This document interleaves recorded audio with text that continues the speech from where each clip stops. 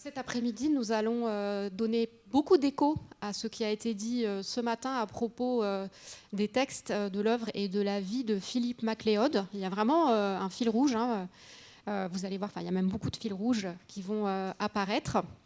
Avec Guylaine, Frédéric et Grégoire, nous nous étions dit que nous pourrions peut-être situer nos invités, les poètes, dans une histoire très très récente de la poésie.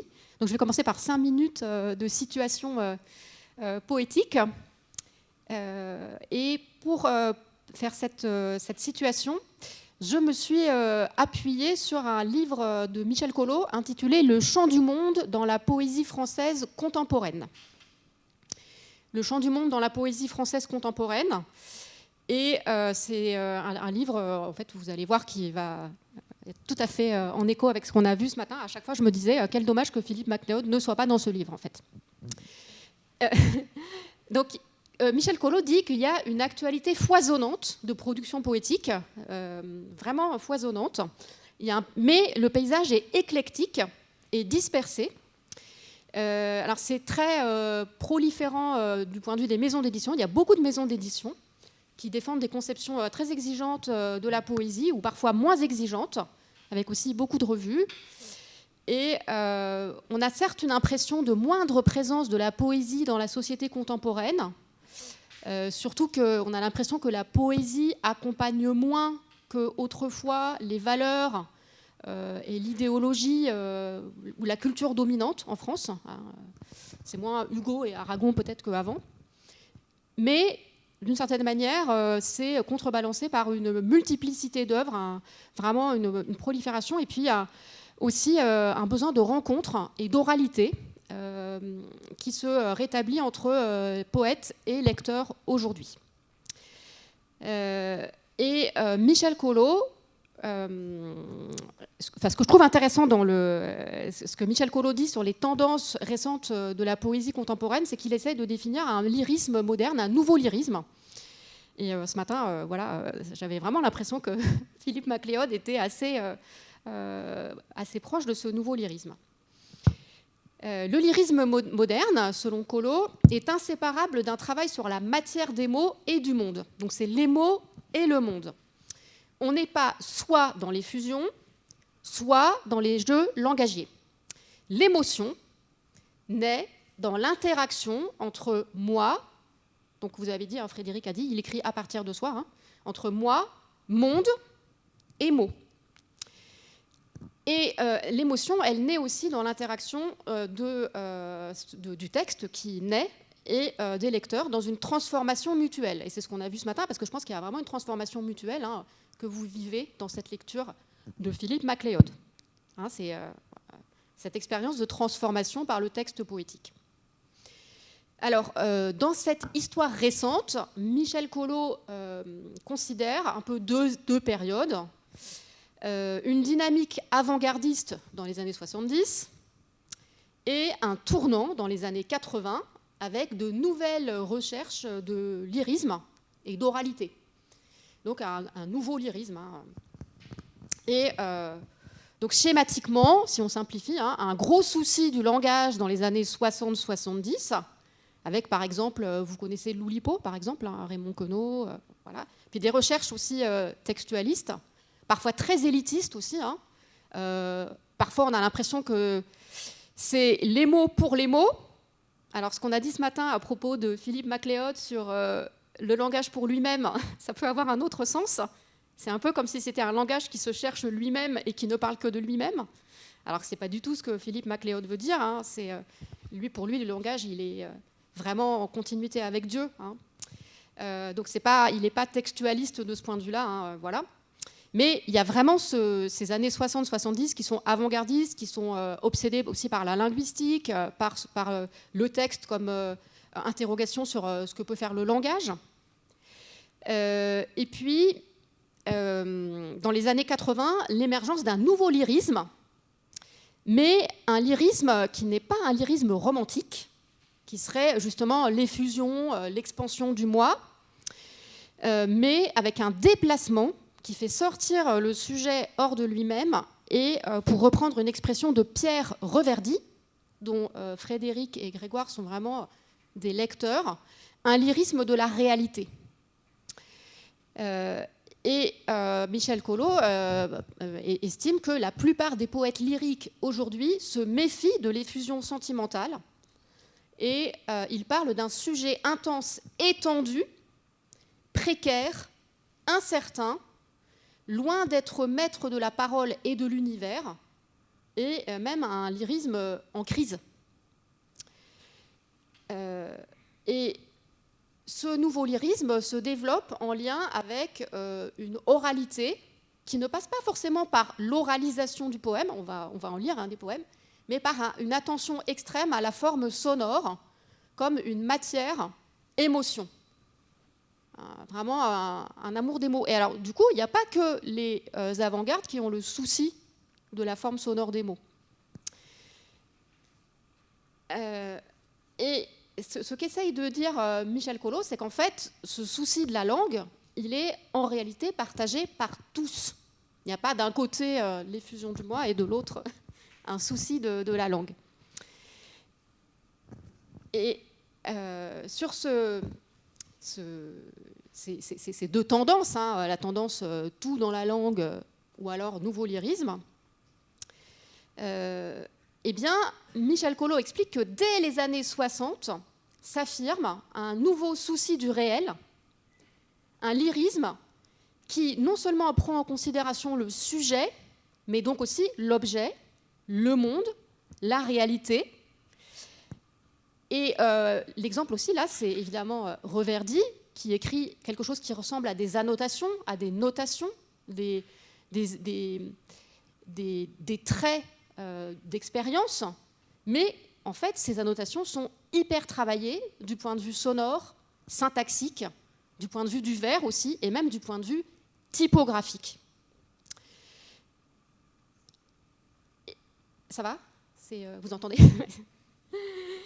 Et ce qui fonde la poésie, c'est la qualité d'une émotion qui jaillit du rapprochement juste entre des réalités qui irradient dans le sujet et qui circulent jusqu'à nous.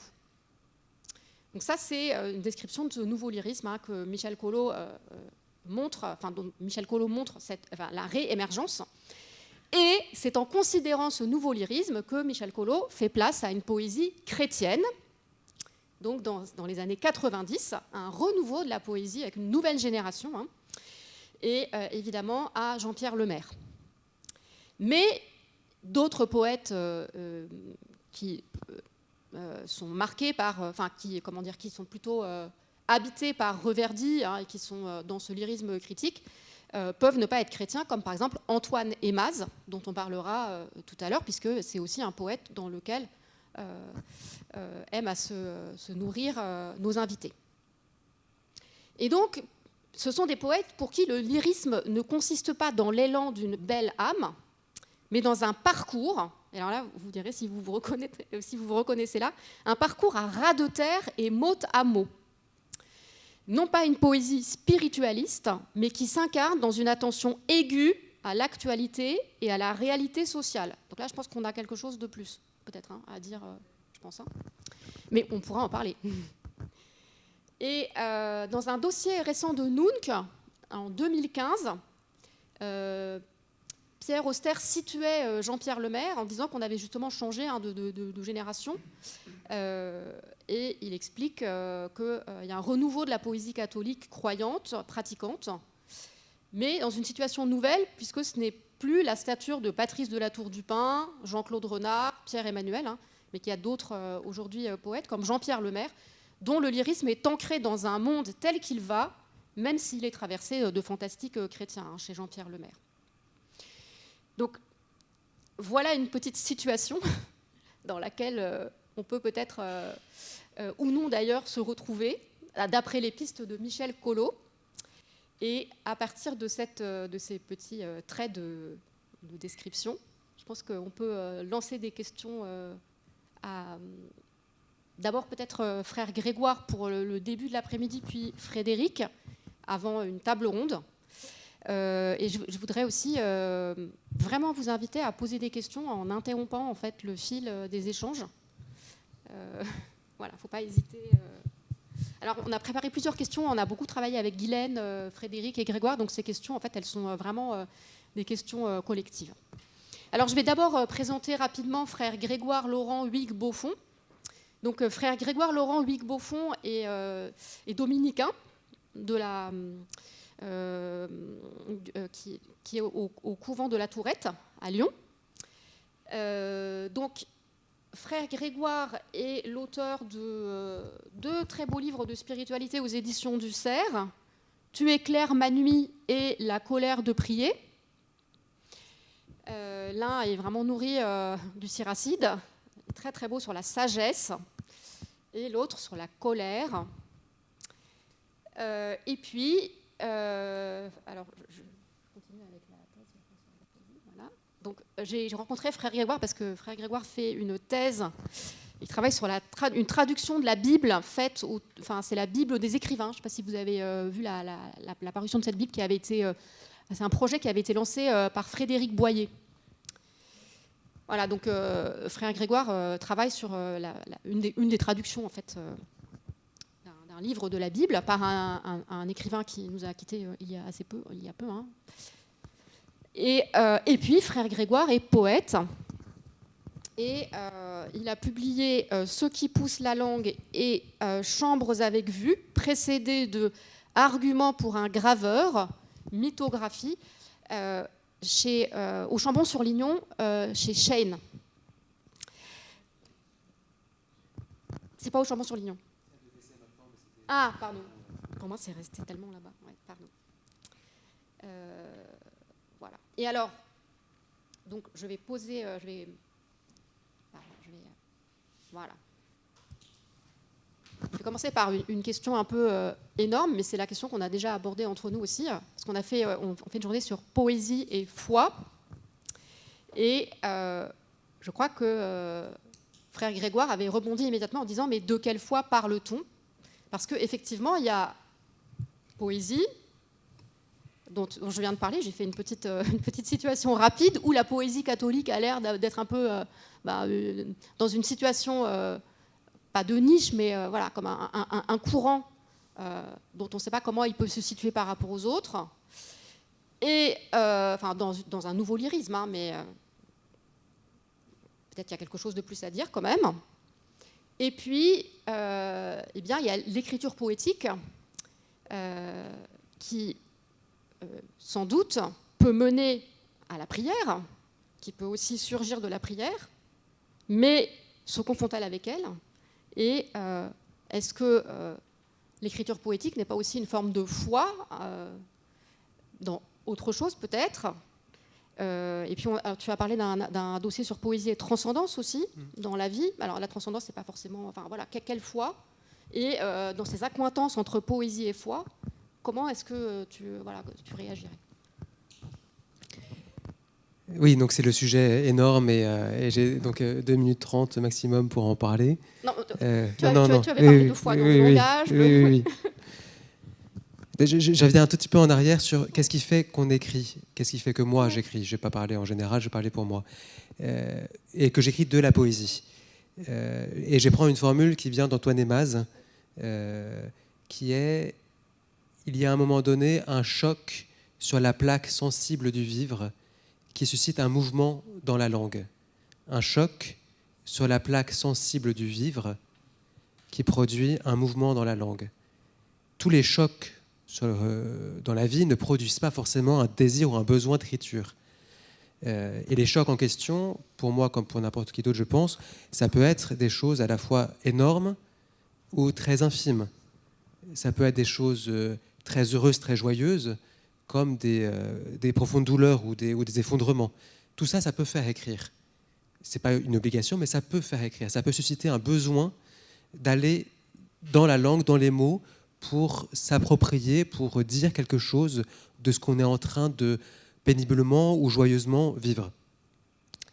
Et je pense à Aimaz. Aimaz, un de ses plus grands recueils s'appelle Plaie, P-L-A-I-E, ou Blessure, donc, et c'est quelque chose sur la maladie, sur l'expérience de la maladie, et sur le fait que l'écriture est pour lui une nécessité qui l'aide à qui n'a pas une vertu thérapeutique, pas du tout, mais qui a une vertu d'accompagnement de son existence alors qu'il est malade et qu'il se soigne et qu'il n'est pas sûr de guérir. Donc un choc sur la plaque sensible du vivre, quelle que soit la cause de ce choc, parfois, ça suscite un besoin de mots, de langage. Et c'est là que je rejoins la question de la foi, c'est que possiblement, la foi qui s'exprime dans la poésie ou dans ma poésie, moi, c'est d'abord une question qui est liée à l'absence... Enfin, pardon, je vais le dire autrement. Je vais prendre les mots de Christophe Théobald, un théologien jésuite, qui va dire que pour qu'il puisse y avoir foi du credo, je crois en Dieu, il faut d'abord qu'il y ait le degré minimal, le degré zéro de la foi, je crois en la vie.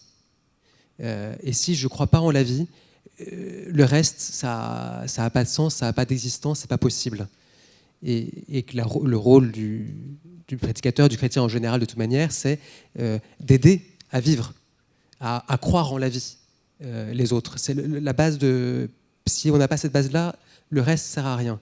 Et on parle à un niveau où on ne rejoint pas du tout les gens. Et parfois, en tout cas moi dans mon expérience, parfois ce goût de la vie ou cette foi en la vie, ça disparaît. Et l'écriture peut être à ce moment-là une nécessité parce que c'est ça qui nous retient, qui me tient. En tout cas, ça a été le cas pour chacun de mes deux recueils. C'est ça qui m'a tenu à un moment donné où il n'y avait pas grand-chose qui me tenait par ailleurs. Donc une foi en la vie qui devient problématique et que l'écriture, mystérieusement, peut aider à relancer ou à accompagner, à attendre en tout cas. Pour moi, ça passe par l'écriture, mais pour d'autres, ça passe par autre chose. Moi, ça prend cette forme-là. Et puis, deuxième type de foi, et ça, je pense que Frédéric l'a dit ce matin avec Philippe MacLeod, la foi dans les mots, la foi au sens de confiance dans le langage. Les mots ne sont pas trompeurs par principe, ils ne sont pas menteurs par principe, ils sont insuffisants peut-être, pas du tout complètement adaptés à leur objet, surtout quand il s'agit de dire le mystère de la vie humaine, et encore plus peut-être le mystère de l'existence divine, mais en fait ça se rejoint au fond. Mais ils sont utilisables, les mots, pour dire quelque chose de ce qu'on expérimente, de soi, de la vie, de Dieu, de la beauté du monde, de la création. Voilà. Donc je crois que la poésie pour moi est un lieu d'exercice de la foi problématique, mais voulu, espéré dans la bonté, la beauté de l'existence, de la vie. Et puis un exercice aussi de confiance dans les mots et dans le langage, pour peu qu'on apprenne à ne pas le manipuler, mais pas forcément non plus à le servir, mais à être un peu responsable de ce qu'on fait avec les mots. Ça ne veut pas dire qu'on ne se fasse pas plaisir non plus dans les mots, et que moi-même, je n'écrive pas des choses qui peuvent paraître complètement absconses à ceux qui les lisent, et qui... voilà, mais il y a une question de responsabilité à l'égard des mots qu'on utilise. Je crois que c'est... Et après, éventuellement, si un poème peut dire quelque chose de la foi au sens du credo, de la foi chrétienne, pourquoi pas. Mais c'est pas ça qui va être premier dans l'écriture, et pour moi en tout cas. Et je crois que, ce que tu disais aussi sur Philippe MacLeod ce matin, de la référence qui n'est pas explicite,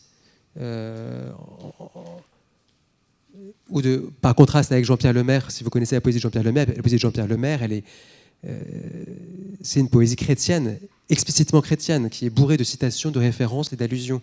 On voit les évangiles, on voit les écrits de sagesse dans la poésie de Jean-Pierre Lemaire. Moi, il y a sûrement de la Bible dans mon deuxième recueil, mais je ne suis pas sûr qu'on la voit. Voilà. Et ça me va très bien comme ça. Ce n'est pas une décision, mais c'est comme ça. Peut-être pour préciser en fait cette idée, on avait aussi parlé avec Frédéric et Grégoire de cette question de la référence à l'écriture avec un grand E dans l'écriture poétique. Et on se demandait s'il n'y avait pas un enjeu aussi actuel d'accessibilité de la poésie pour toute personne vers laquelle on aimerait bien aller aussi et à qui on aimerait bien parler. Donc est-ce que c'est aussi une préoccupation des lecteurs de 2026 qui est prégnante? Je reformule ma question. Oui, je veux bien. En fait, c'était en gros, est-ce que l'abondance de références à la Bible risque d'être excluante? En fait, c'est la question. Hein. Moi, j'ai fait une expérience comme ça dans un groupe de lecture de poésie à Lyon, il y a quelques années. Chacun arrivait avec un poème. Et on se dit, on se partage des poèmes et on en discute. Et moi, j'avais pris un poème de Jean Grosjean. Je ne sais pas si vous connaissez Jean Grosjean. Un poème de Cantilène, de son recueil Cantilène, qui est un poème où il y a Abraham, il y a Jacob, il y a Isaac. Et il avait une des participantes du groupe de lecture qui a été furieuse. Enfin, c'était complètement inadapté comme réaction, etc. Mais vraiment, on sentait qu'il y avait quelque chose qui était profondément blessé chez elle, qu'on puisse, dans un groupe laïque, enfin, je ne me cachais pas d'être religieux à l'époque, et elle le savait, même si je n'étais pas en grand habit à ces réunions, mais c'était un groupe qui n'était pas confessant, et que j'arrive avec un poème qui parle de la Bible, qui est un très beau poème, pour elle, c'était pas audible. Et il y avait sûrement une question pour elle personnelle que je n'ai pas cherché à creuser derrière, mais et là je dis tiens, aujourd'hui un poème parce qu'il y a la Bible dedans, ça va exclure une partie du lectorat qui va dire c'est pas pertinent pour moi, c'est pas audible pour moi pour des bonnes ou des mauvaises raisons. On est dans un contexte culturel qui fait que la Bible n'est pas connue, n'est pas supportable éventuellement, soit n'est pas supportable, soit juste pas connue. Ce qui fait que la référence ne va pas être perceptible ou compréhensible. Et alors après moi, ce n'est pas un choix de ne pas être... dans mon écriture, il y a la Bible et en même temps, elle n'est pas manifeste.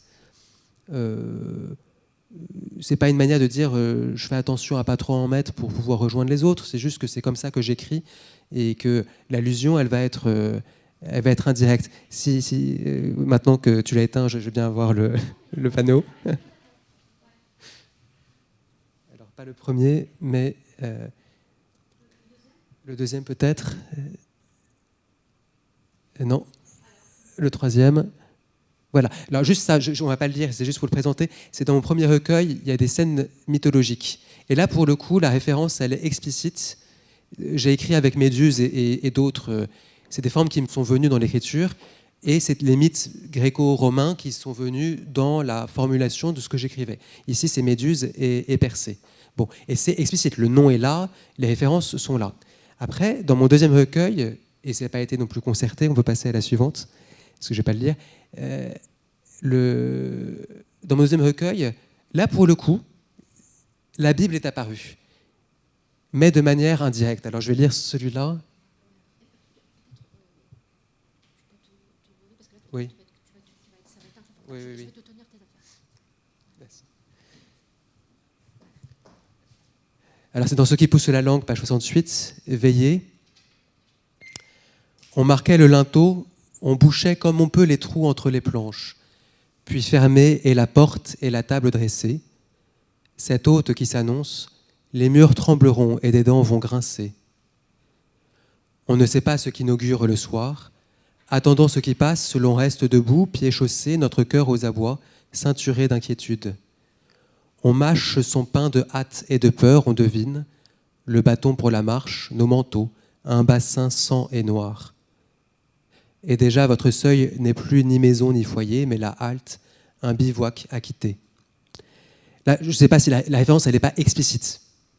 On peut éventuellement deviner, voir que c'est une référence à la nuit de Pâques. Et au passage, il y a le sang de l'agneau dans le bassin et sur les portes, et on va partir. Mais ce n'est pas manifeste, je n'ai pas écrit en titre Pâques, passage de l'ange exterminateur pour tuer les enfants de Pharaon ou je ne sais pas trop quoi. Et la suite du recueil va être de suivre en fait Moïse et le peuple dans l'exode au désert.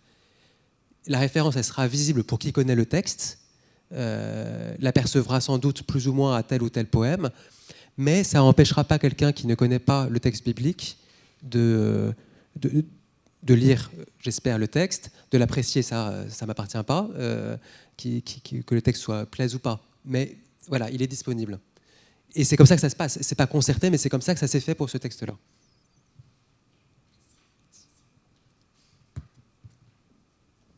Alors, ce qui pousse la langue, c'est un parcours.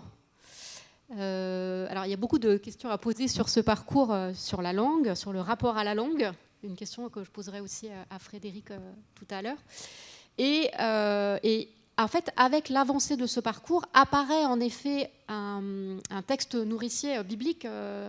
Quand on s'approche effectivement du terme, comment dire, de l'arrivée, d'une certaine manière, de ce parcours, on a l'impression aussi qu'il y a une forme de sérénité acquise avec des rythmes vraiment très réguliers à la fin dans la prose du parcours. On pourra peut-être en lire tout à l'heure. On a parlé ce matin du rapport à la langue très particulier de Philippe MacLeod, qui disait quand on défigure la langue, c'est d'une certaine manière une défiguration du verbe avec un grand V. Alors moi, ça m'a beaucoup étonnée parce que je poserai une question tout à l'heure. En plus, je partirai de cet étonnement tout à l'heure, mais j'aimerais bien quand même connaître un peu ton rapport à la langue, parce que tu as parlé d'une confiance dans la langue, mais c'est quelque chose qui a l'air quand même difficile au début de ceux qui poussent la langue. Et on a parlé aussi ce matin des mots usés, des mots qui sont déjà utilisés par tout le monde, des mots qu'il ne faut pas manipuler. On pourra parler des lieux communs aussi, peut-être. Qu'est-ce que tu peux parler de ton rapport à la langue en tant que poète et après, peut-être en tant que prédicateur, peut-être, voilà. Alors, on peut revenir un peu à la première slide que vous avez vue. Juste je ne vais pas le lire en entier, ce texte-là, parce que c'est pas le... Mais dans la mise en page définitive du texte tel qu'il a été publié, vous voyez, il y a ce jeu de tirets continuel dans le poème. Et au départ, mais mon éditeur a refusé ce système, j'avais mis des blancs à la place des tirets. Des blancs plus ou moins longs, etc., qui trouaient le texte. La question de ce recueil, Ce qui pousse la langue, et d'où son titre, c'est la question de chercher sa propre langue. Chercher à trouver sa propre voix, OIX. De chercher, ou pour le dire en d'autres termes, de chercher aussi mon propre désir, pour prendre un terme peut-être plus psy, aussi profondément spirituel, je pense. Quel est mon désir ? Quelle est ma voix ? Quelle est ma langue ? Parce qu'un autre, à un moment donné, a pris la parole à ma place pour moi.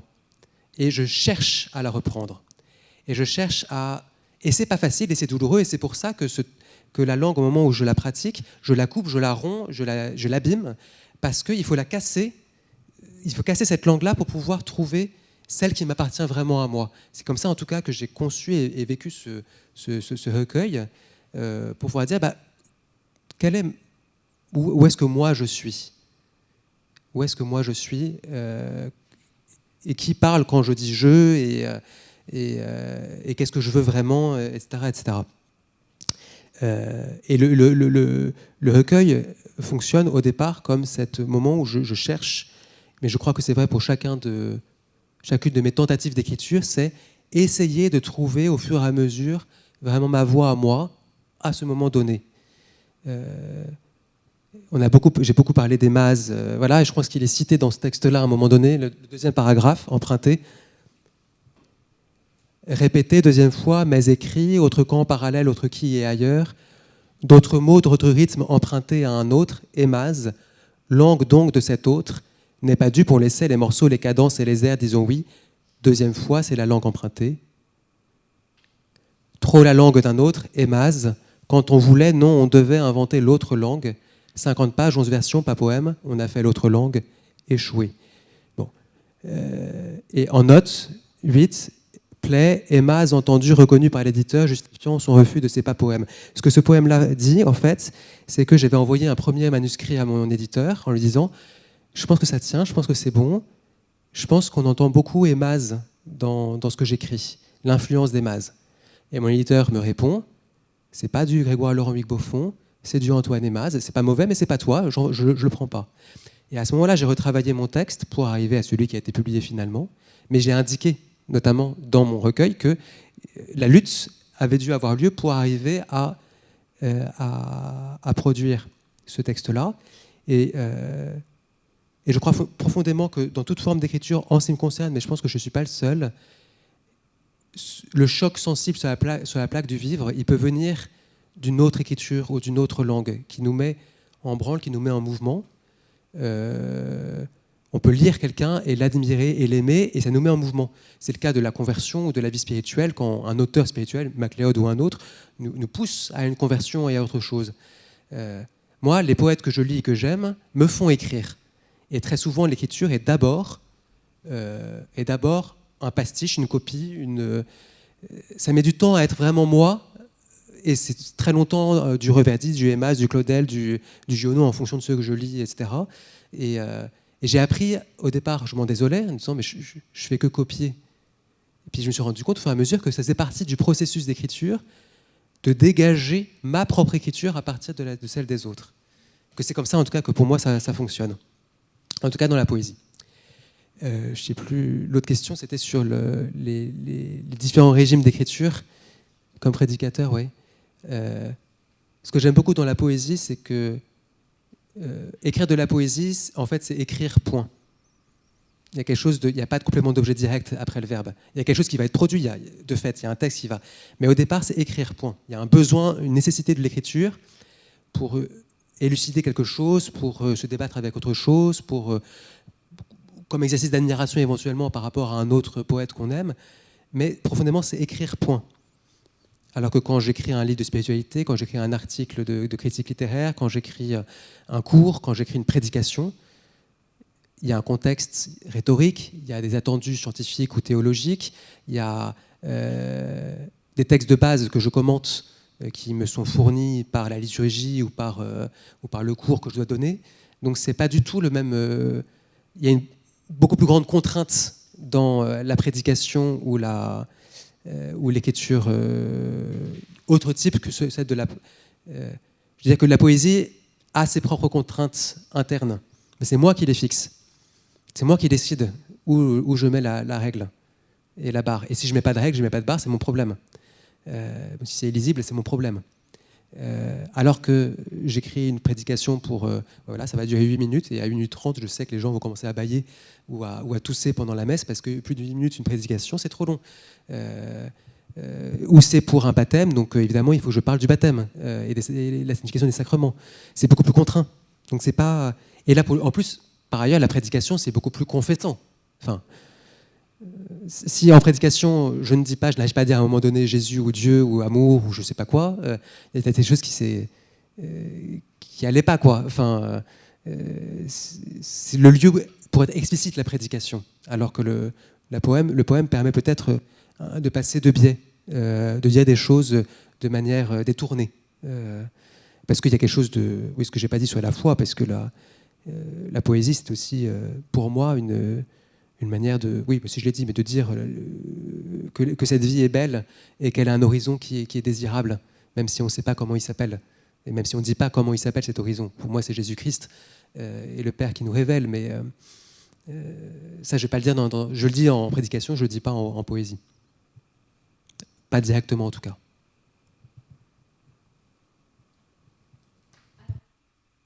Peut-être qu'on peut justement, peut-être concrètement parler du processus d'écriture, si tu es d'accord. Ça va vraiment dépendre des périodes. D'abord, je disais que lire d'autres poètes me fait écrire. Si c'est un poète que j'apprécie et que j'aime. Là, ça fait 3 ans, tu disais que 4 ans maintenant que je suis sur ma thèse. Je travaille sur un poète contemporain qui s'appelle Pierre Alféry, qui a traduit le livre de Ben Sira le Sage et le livre de Job dans la Bible des écrivains. Ses traductions sont magnifiques. Son livre de Job est une splendeur, vraiment magnifique, un travail sur le vers qui est splendide. Mais alors, la poésie de Pierre Alféry, eh ben, je l'aime pas. Ce qu'il fait par ailleurs comme poète, je n'aime pas ce qu'il fait, ça ne me parle pas, c'est très intelligent. C'est très, très, très intelligent. Mais alors, ça ne me touche absolument pas. Ça frotte les neurones, mais pas ailleurs, quoi. Et ben donc ça ne me fait pas écrire. Enfin, ça me fait écrire une thèse, mais ça ne me fait pas écrire de la poésie. Et donc déjà, pour dire, là, ça fait 4 ans que j'écris plus, ou quasiment plus de poésie. C'est desséché par ce que je suis en train de faire. Je le vis pas mal, je suis très heureux. Je sais que ça reviendra quand j'aurai enfin rendu et soutenu ma thèse. Enfin, j'espère que ça reviendra, et si ça ne revient pas, c'est que ça ne revient pas.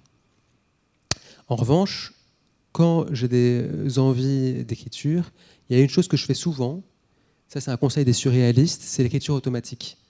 Écrire sans réfléchir à ce qu'on écrit, d'un seul jet, et revenir ensuite dans l'après-midi ou le lendemain sur les 2-3 pages qui veulent rien dire, c'est illisible, c'est en plus, comme j'écris à toute vitesse, si j'écris à la main, je n'arrive pas à me relire, donc j'écris à l'ordinateur, et c'est pas bourré de fautes d'orthographe, il n'y a pas de ponctuation, mais je vais pouvoir prélever des trucs, parce qu'il y a une image qui va sortir, il y a un rythme qui va venir, et j'ai dit, tiens, avec ça, je vais pouvoir faire quelque chose.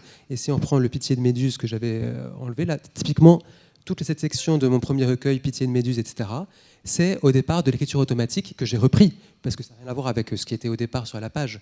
Mais voilà, ça, c'est né au départ de l'écriture automatique, et c'est le fait d'écrire en automatique qui a fait naître et surgir les figures mythologiques de Méduse, de Persée et des autres.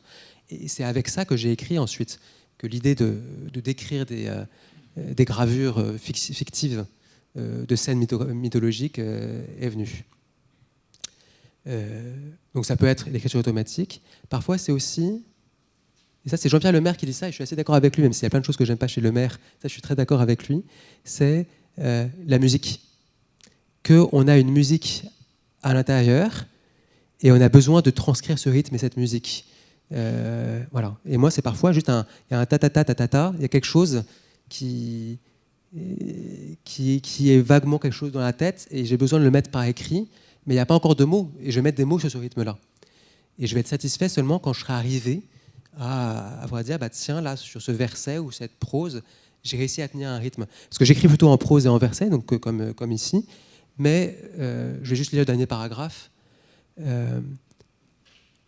En bas à droite, donc c'est les descriptions de pseudo-gravures. Je décris des gravures qu'un graveur doit graver ensuite à partir de mes indications. Personne ne l'a fait, mais c'est la fiction du truc.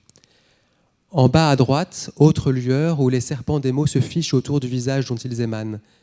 Méduse qui se détourne, et de Persée, et de la page. On suggérera la fuite de la pieuvre. La bouche ouverte sur du noir est douloureuse, et au haut front, claire pitié. Persée tiendrait dans la prunelle de ses yeux, s'il n'était fermé. Alors, je lis ce paragraphe parce que, à cause de la fin, s'il n'était fermé. Mon éditeur, quand je lui ai envoyé ça, il m'a dit, il y a une faute, il faut faire l'élision, S', il. J'ai dit non, c'est pas réfléchi plus que ça, au départ, mais tu me dis que tu veux faire du s'il n'était fermé, s'il n'était fermé, ça fait 5, s'il n'était fermé, ça fait 6, je veux mon 6, je veux mon hexasyllabe, c'est le rythme de l'écriture. Et en plus, il y a le si-il qui est douloureux, qui est désagréable à dire, ça fait partie du texte aussi. Voilà. C'est ça que je veux dire par une musique ou un rythme qu'on veut transcrire. Et à ce moment-là, tant pis, on fait un peu violence aux convenances linguistiques, à la grammaire, à la langue. C'est pas la question, parce que je veux mon 6 là. Pour finir le paragraphe et pour finir le poème, il me faut un rythme pair, pas un impair. Voilà. Et ça, je m'en rends compte au moment où l'éditeur me dit on coupe. Je dis non, on coupe pas. Si je l'écris comme ça, c'est qu'il y a une raison. En effet, ça fait 6, je garde. Voilà. C'est une manière de répondre. Alors là, on parle de la musique, de la langue, du rythme, un peu qui va te chercher pour l'écriture. Il y a aussi des blancs sur le poème. Et puis, alors on a parlé ce matin des vies silencieuses à propos du bol, du très bel extrait sur le bol décrit par Philippe MacLeod. Ici, c'est la gravure. Quel est le rôle du silence et comment est-ce que tu peux parler du silence avant, pendant et après peut-être l'écriture poétique? Je pense que j'aurais fait une réponse très différente il y a quelques années de celle que je vais essayer d'élaborer là maintenant. J'aurais dit il y a quelques années que le poème naissait forcément d'une longue et lente maturation silencieuse, éventuellement d'ailleurs le silence de la prière ou de la méditation. Pour moi, il y a 7-8 ans encore, la poésie était, l'écriture d'un poème avait partie liée au silence et au silence du recueillement de la prière, comme condition pour que le poème naisse. Bon, comme ça fait 4 ans que j'écris plus, je peux dire autre chose maintenant. Le silence, il est présent aussi dans le texte, à même le texte, hein, ce que tu disais, je ne sais plus, sur le blanc typographique ou sur le blanc de la marge autour du poème ou à l'intérieur du poème, hein, qui va rentrer dans le poème pour, c'est toi qui disais ce matin, il n'y a pas ça chez MacLeod, mais qu'on trouve ça chez d'autres poètes, qui vont faire rentrer le blanc comme signe du silence ou de la pause dans la langue et dans le texte. Alors moi, ça peut éventuellement avoir place quand l'éditeur accepte les blancs, parce que ça coûte plus cher aussi hein, à imprimer. Il y a 3 mots sur une page, ça fait... donc peut-être le silence va être signifié de cette manière-là, dans le fait qu'il y a besoin de ces temps de respiration et d'arrêt dans le texte. Il y a des coulées de langue, des coulées de mots, comme vous le voyez avec ce qui est derrière. Je fais des phrases assez longues et assez complexes. On a besoin de ces pauses aussi pour, pas forcément pour comprendre ce qu'on vient de lire, mais pour absorber et passer à la suite. Et après, aujourd'hui, comme j'écris plus, c'est difficile de parler du silence par rapport à l'écriture, mais je ne suis pas sûr qu'il soit la condition du poème. Je ne suis pas sûr. Bon, cela dit, j'écris plus, donc c'est très... voilà. En tout cas, on voit combien l'écriture poétique, c'est une question d'aventure, et ça ne se présente pas toujours de la même manière, si j'ai bien compris. Et c'est aussi à travers la vie que ça change, et qu'on n'a pas forcément le même rapport au processus d'écriture en fonction des étapes de la vie. Hein. Donc ça, c'est intéressant. Alors on a parlé des références bibliques, des références poétiques, et je voulais savoir, c'est vraiment une question un peu personnelle, est-ce qu'on peut parler d'une fraternité entre les poètes ou pas ? Fraternité entre les poètes. Alors moi j'ai toujours plaisir à entendre, à rencontrer, à entendre la poésie d'autres, pas seulement les découvrir dans les livres, mais aller à des lectures ou à des rencontres, des moments comme ça. C'est assez rare. Et ensuite en termes de...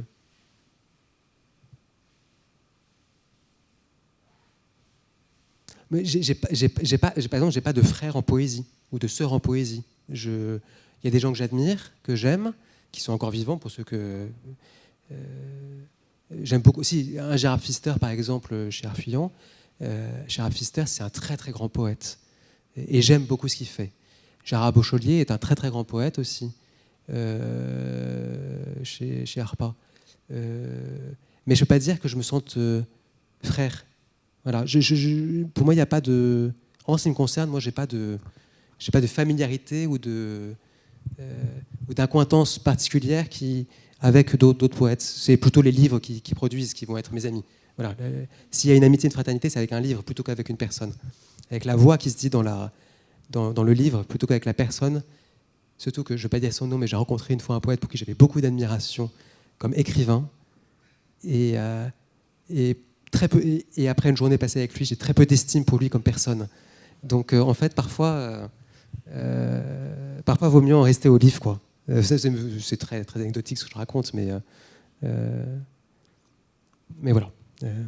Parce que, pour prendre tu parlais de Michel Monte, l'éthos, machin, en stylistique, on parle de l'éthos du poète ou de l'écrivain. C'est pas le même qui parle dans le livre et celui qui parle en vrai avec vous. Il y a une différence entre... Même si la différence peut être très ténue, surtout plus en poésie, à mon avis, que dans le roman. Le roman, vous avez un narrateur. Il y a une figure de narrateur dans un roman qui n'est pas... On le sait, c'est pas l'auteur. Dans un poème, dans un recueil de poésie, je pense aussi qu'il faut tenir cette distinction entre le jeu qui s'exprime dans le recueil et dans le poème et la personne réelle qui a été à l'origine de ce poème-là. Et le jeu n'est pas le même. Pas tout à fait le même, même si peut-être qu'en poésie, la barrière est beaucoup moins grande, la séparation est beaucoup moins grande. Et peut-être notamment pour un poète comme Philippe MacLeod, peut-être que ce genre de personne, c'est il y a peut-être l'épaisseur d'une feuille à papier à cigarette à peine entre les deux. Mais moi, je dois dire que je suis assez content de ne pas être non plus totalement celui qui parle dans mes recueils, quoi. Enfin, que ça bouge un peu aussi, quoi. Voilà. Oui, c'est pour revenir à cette idée de lyrisme, c'est une résonance au monde peut-être, ou une écoute. On avait aussi parlé de l'attention, enfin pas de l'attention, mais la disponibilité. Hein. Dans le processus d'écriture, on en avait beaucoup parlé de la disponibilité, du retrait aussi, pour écrire. Alors du coup, il y avait là une double question, la question évidemment du retrait et de la disponibilité. Et puis une question que tu as commencé à aborder au début, c'est qui parle dans le poème. Alors c'est vrai qu'on avait parlé de retrait et disponibilité. On avait essayé les mots d'attention aussi. Moi, on s'est dit que celui de disponibilité était plus adapté parce que parfois, sans être attentif, on est disponible à ce qui se passe. Et peut-être que moi, je préférais en fait le terme de disponibilité à celui de silence. Là, c'est pas tout à fait la même réalité, mais je pense que pour écrire, il faut cette disponibilité. Et que même s'il y a du bruit à l'intérieur ou à l'extérieur, si on est disponible à ce qui survient, à l'intérieur ou à l'extérieur pareillement, même s'il y a du bavardage autour de soi ou en soi, on va, et le silence peut quand même aider, mais on va être accroché par ce qui se passe. Alors c'est très flou ce que je raconte, mais vous êtes en pleine discussion avec des gens dans un champ. Enfin, c'est ce qui m'est arrivé, c'était il y a 2 ans, je me souviens. C'est la dernière fois que j'ai écrit un poème, c'était cette fois-là. Donc, lecture de poésie dans un festival de poésie en été, discutant autour d'une bière dans un champ avec des gens, et d'un coup, alors ça discute autour de moi, qu'il y a du bruit, qu'il y a du monde, que je suis en pleine discussion avec des gens. D'un coup, je vois le ciel au-dessus de la forêt en face de moi. Un ciel de fin d'après-midi, un bleu très ardent, avec les sapins très noirs en dessous, enfin, quelque chose de très très beau. Enfin, d'un coup, ça faisait 2 heures que je l'avais sous les yeux, hein, mais d'un coup, je l'ai vu. Et voilà, et ça m'a fait écrire. La dernière fois que j'ai écrit, c'est ce paysage-là. Alors, le texte n'a plus rien à voir avec ce que j'ai vu, parce que ça se transforme, mais ça m'a fait écrire. Donc, disponibilité, oui, peut-être plus que silence, pour revenir sur... et disponibilité, là, en l'occurrence, à quelque chose de beau, qui s'impose à moi et qui suscite ce mouvement dans la langue pour le saisir, pour en rendre compte, pour ne pas avoir le souffle coupé, mais reprendre la parole devant ce que j'ai vu. Ne serait-ce que pour célébrer d'ailleurs. Voilà. Et j'ai beaucoup aimé ce que Michel Collot disait, ce que tu rappelais, là, moi, le monde, les mots, il faut les 3 pour faire un poème, quoi. Il faut moi, le monde et les mots. S'il n'y a que les mots, on tombe dans le textualisme desséché. S'il n'y a que moi, c'est le lyrisme à tout crin, baveux et larmoyant. Et s'il n'y a que le monde, bah, c'est un peu sec. Enfin, s'il n'y a que le monde, il n'y a pas de mots, donc, mais c'est un peu sec. C'est ce que tu dis. Pardon, Guylaine. Vas-y.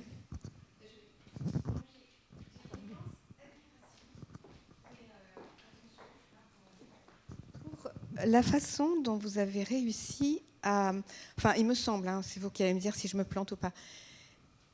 En fait, vous êtes dans le texte, mais avec quelques expressions clés. Par exemple, sens interdit, pour moi, c'est une expression que vous reprenez souvent, qui à la fois montre que vous êtes... il s'agit de votre réflexion. Là, il y a quelque chose qui est en sens interdit, que vous nous proposez en partage, mais vous ne nous parlez pas de vous. Vous nous parlez... d'une étape, et vous nous parlez aussi du monde, parce que le sens interdit dans le monde, on sait tous ce que c'est, voilà, on a tous conduit, etc. Donc ça, ou première, deuxième, troisième, ça c'est quelque chose qui revient souvent. Ou juste de façon très sobre, le poème échoué, ou, vous voyez, cette façon, en fait, tout d'un coup, d'inclure... une toute petite phrase qui va en très peu de mots, c'est ça que mon admiration, qui va en très peu de mots vous impliquer. Donc on sait où vous êtes, on sent où vous êtes, et vous nous amenez à être auprès de vous pour ça, mais sans du tout envahir le champ général. Voilà, donc ça c'est un des points que je voulais souligner en tant que lectrice. Là, il y a quelque chose que je trouve intéressant, qui était nouveau pour moi, parce que vous avez parlé tout à l'heure du fait que vous aviez été renvoyé parce que c'était du EMAS, etc. Donc on voit le parcours. Mais je trouve que là, il y a une sorte de trouvaille que j'ai même retrouvée à certains moments dans La colère de prier, par exemple, qui est un tout petit peu d'un autre registre, etc. Et où, là, il y a quelque chose d'intéressant. Comment vous le... Merci. Non, si on me sent présent sans être envahissant dans le poème, c'est réussi alors, de ce point de vue-là en tout cas. Mais c'est ce que disait Pauline tout à l'heure sur à partir des années 80, ce nouveau lyrisme ou lyrisme critique, disait le moi est pas haïssable, mais il ne faut pas non plus qu'il envahisse tout, quoi, parce que c'est insupportable pour les gens. Parce que ce n'est plus supportable aujourd'hui, dans la poésie en tout cas, que je sois trop là, justement pour être accueillant à l'autre. Mais il faut aussi en même temps qu'il y ait une expérience personnelle, quelque chose de personnel qui soit au fond du poème pour que ça puisse rejoindre les autres. Si c'est trop anonymisé ou si c'est trop neutre, complètement neutre, bah ça ne rejoint pas. Et là, pour le coup, je rejoins sur la question de la prédication.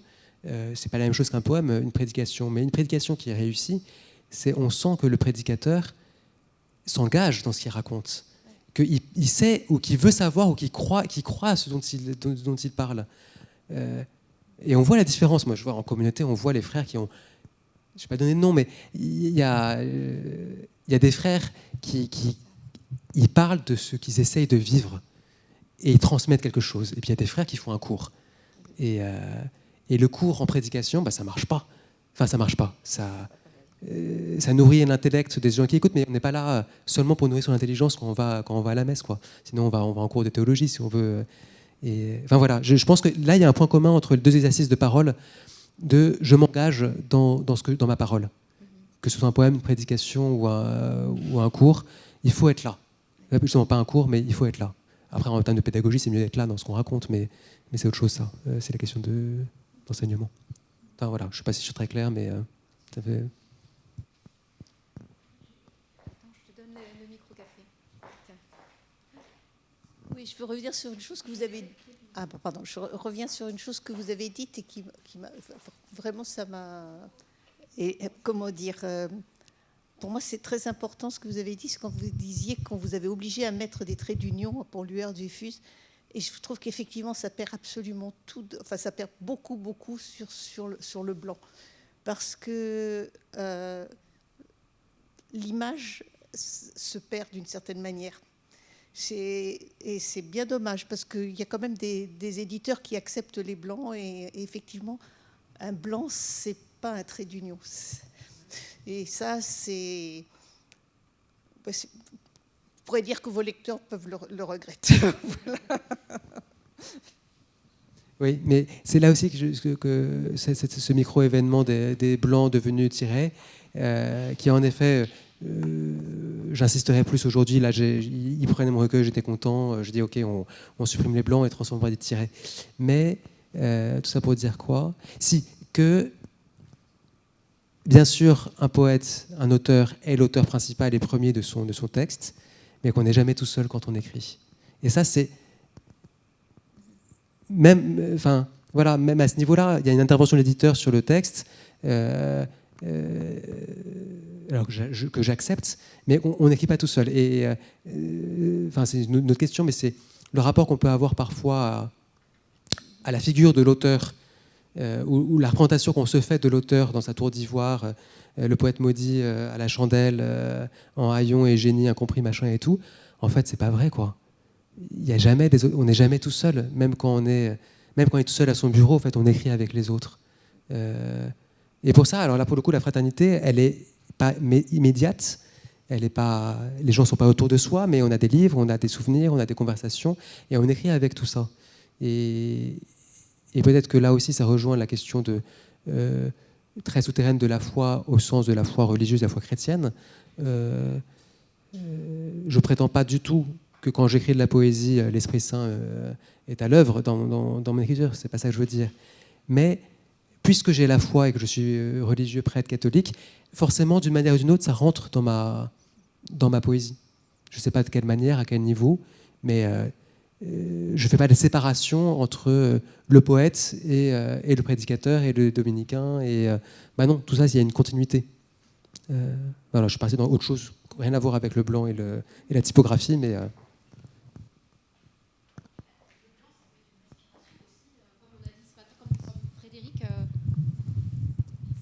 Oui, comme on l'a dit ce matin, comme Guylaine l'a dit ce matin, hein, le blanc, c'est aussi l'espace de circulation entre toutes ces paroles, en fait, d'une certaine manière.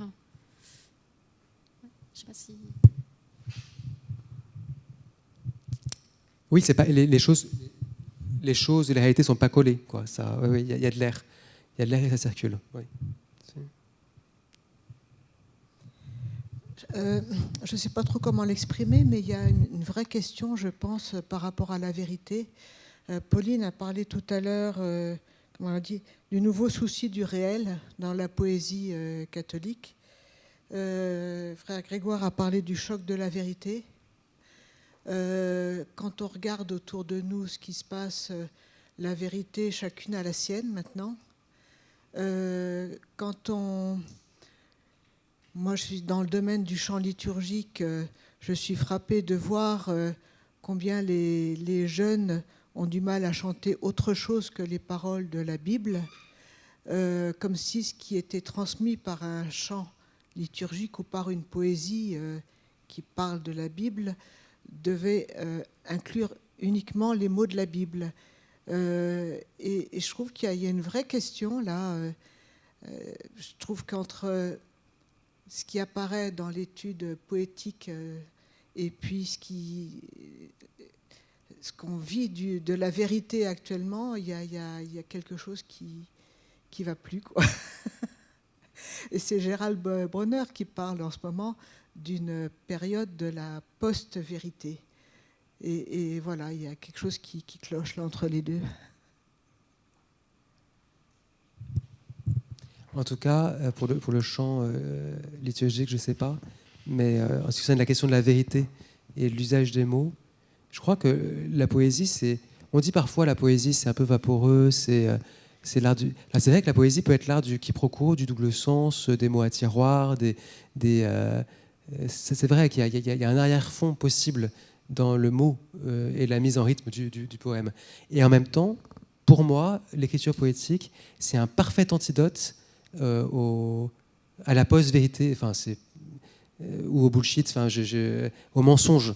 Parce qu'un bon poème et un bon poète, c'est quelqu'un qui est justement suffisamment attentif, qui cherche à être suffisamment, là pour le coup, dans l'écriture, attentif au réel pour ne pas mentir à son propos. Et avoir le ou les mots justes, l'image qui soit vraie. C'est pour ça qu'on parlait de Reverdy tout à l'heure. Reverdy, moi j'ai une grande admiration pour la poésie de Reverdy. Et c'est vraiment la découverte de Pierre Reverdy quand j'étais étudiant qui, moi, m'a fait écrire. La poésie, avant, je l'imaginais écrire plutôt des romans ou du théâtre. Et à partir de Reverdy, je dis non, ce sera la poésie. Parce que Pierre Reverdy, c'était l'idée, c'est pas la seule, mais une de ses grandes idées, celle de l'image poétique qui doit être justifiée, qui doit être rationnelle. Pas sèchement rationnelle et cérébrale, mais il faut qu'elle ait du sens. Comme il dit, par exemple, voilà, les oiseaux sont des encres dans le ciel. Oui, et on a l'image, on voit les nuages qui sont des bateaux, les oiseaux qui sont des encres, le ciel qui est une mer. Inversement, beau comme, je ne sais plus ce que c'est, la formule exacte, je veux dire de mémoire, comme un homard, la rencontre d'un homard ou d'un parapluie et d'une machine à coudre sur une table à dissection, ça c'est du Lautréamont, je crois. Et ben ça, c'est pas une image poétique, c'est du n'importe quoi, ça veut rien dire. Enfin, pardon pour Lautréamont, mais et voilà, ce que je veux dire, Reverdy, école du réel et du réalisme et de la pertinence et de la justesse des mots et des images qu'on emploie. Et en ce sens, la poésie comme un antidote faible et qui n'a pas beaucoup d'influence, mais au moins pour soi et pour ceux qui lisent, contre l'emballement du discours hors sol et manipulé en fonction des intérêts idéologiques des uns ou des autres, quoi.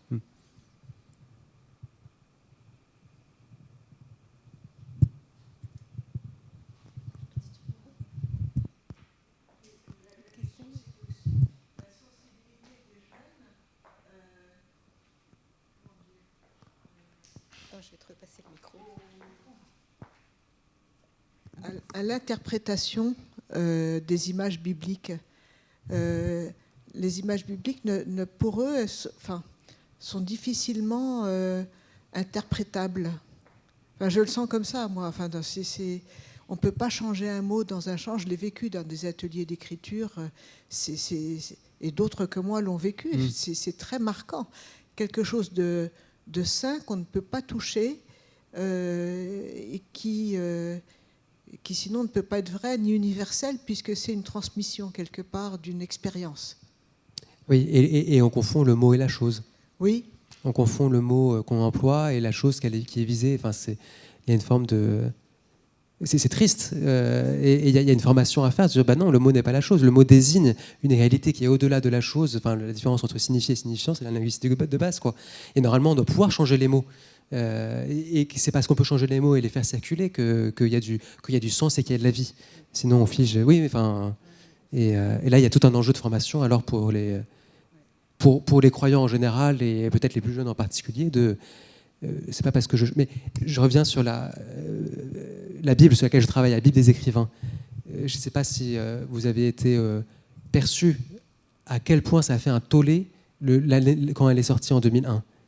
Parce qu'on ne dit pas ressusciter, on dit se relever. Qu'on ne dit pas foi, on dit confiance. On ne dit pas charité, on dit amour. On ne dit pas espérance, on dit espoir. Enfin, ça dépend des traductions ou des passages, mais en gros, il y a tout un renouvellement du vocabulaire traditionnel biblique. Et alors Finkielkraut s'est répandu, c'était de manière complètement... contre ça, il n'est pas le seul. Il y a beaucoup de prêtres ou de catholiques un peu plutôt classiques qui ont levé des boucliers. Le dossier de presse est absolument incroyable de voir comment les gens ont réagi. Et vous avez un très très beau livre de Frédéric Boyer qui s'appelle « La Bible, notre exil », paru chez POL en 2002, qui est la réponse aux attaques contre sa Bible des écrivains, et qui est une leçon de théologie de la traduction, de théologie de la révélation. C'est un prodige. Ce petit bouquin est un prodige, et voilà, à faire lire par des gens qui ont son fétichisme des mots prétendument de tradition. Alors que, il va dire, la traduction, notamment la traduction, ou le changement d'un mot par la traduction, est là pour revitaliser et rendre l'énergie, la jeunesse, le dynamisme qui est à l'origine de ce texte-là et qui a pu être perdu par des mots beaucoup trop figés par l'usage. Et ça vaut le coup parfois de ne pas parler de charité mais d'amour juste pour entendre ce que ça veut dire en fait. Et que se relever, c'est très physique, c'est très concret, c'est très charnel. Et que oui, c'est notre corps qui est concerné par la... C'est pas juste notre âme, quoi, c'est notre corps qui est concerné par rapport à la foi. C'est comme quand on parle du péché ou des péchés du monde. J'ose...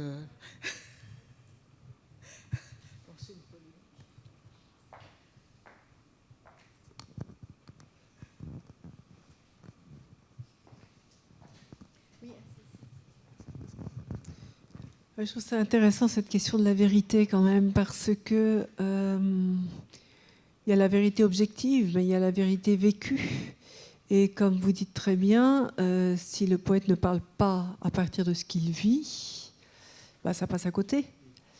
Ce que disait aussi très bien Philippe MacLeod, toute expérience est singulière, mais c'est en étant singulière qu'elle devient universelle. Donc, la vérité, quand on parle un peu théorique des mots, c'est une chose, mais la vérité du vécu par quelqu'un qui peut transmettre son expérience et donc l'ouvrir à tous, c'est aussi une vérité. Enfin, c'est la vérité incarnée, je dirais même. Donc c'est une question importante, ça, je trouve, et du poète. Et je voulais, à ce propos-là, repartir sur la question de la fraternité entre poètes. Parce que dans la façon dont vous en parlez, vous dites très bien que vous écrivez jamais tout seul, il y a l'éditeur, etc. Bon. Mais il y a en même temps une solitude du poète, je pense. Et quand vous dites qu'il n'y a pas vraiment de fraternité, si ce n'est par les livres, c'est peut-être parce que le poète est aussi assez seul, finalement, par rapport à sa singularité. Et il part toujours de ça. Alors, il la transmet, il la même à jour, quelque part pour les autres, mais il reste quand même singulier. Et je pense que le poète doit avoir le sens de ça très fort aussi. Alors c'est vrai, peut-être que mettre les deux choses en lien est intéressant de dire, oui, en fait, il y a une solitude de l'écriture qui est nécessaire pour l'écriture, parce que justement, on parle et pas de la vérité en général, mais Là, pour le coup, la formule peut prendre son sens, sa vérité, sa vérité, sa propre vérité,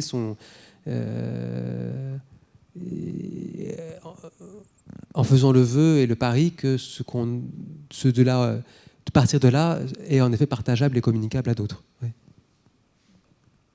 Et que c'est Paul Celan qui avait une très belle formule, le poète Paul Celan, qui disait « Je ne fais pas de différence entre un poème et une poignée de main ». Et pour lui, l'écriture d'un poème, la publication d'un poème, c'est une main tendue. Voilà. Le problème pour Paul Celan, c'est qu'il disait aussi qu'il n'y a pas grand monde qui prenait la main qui tendait, mais...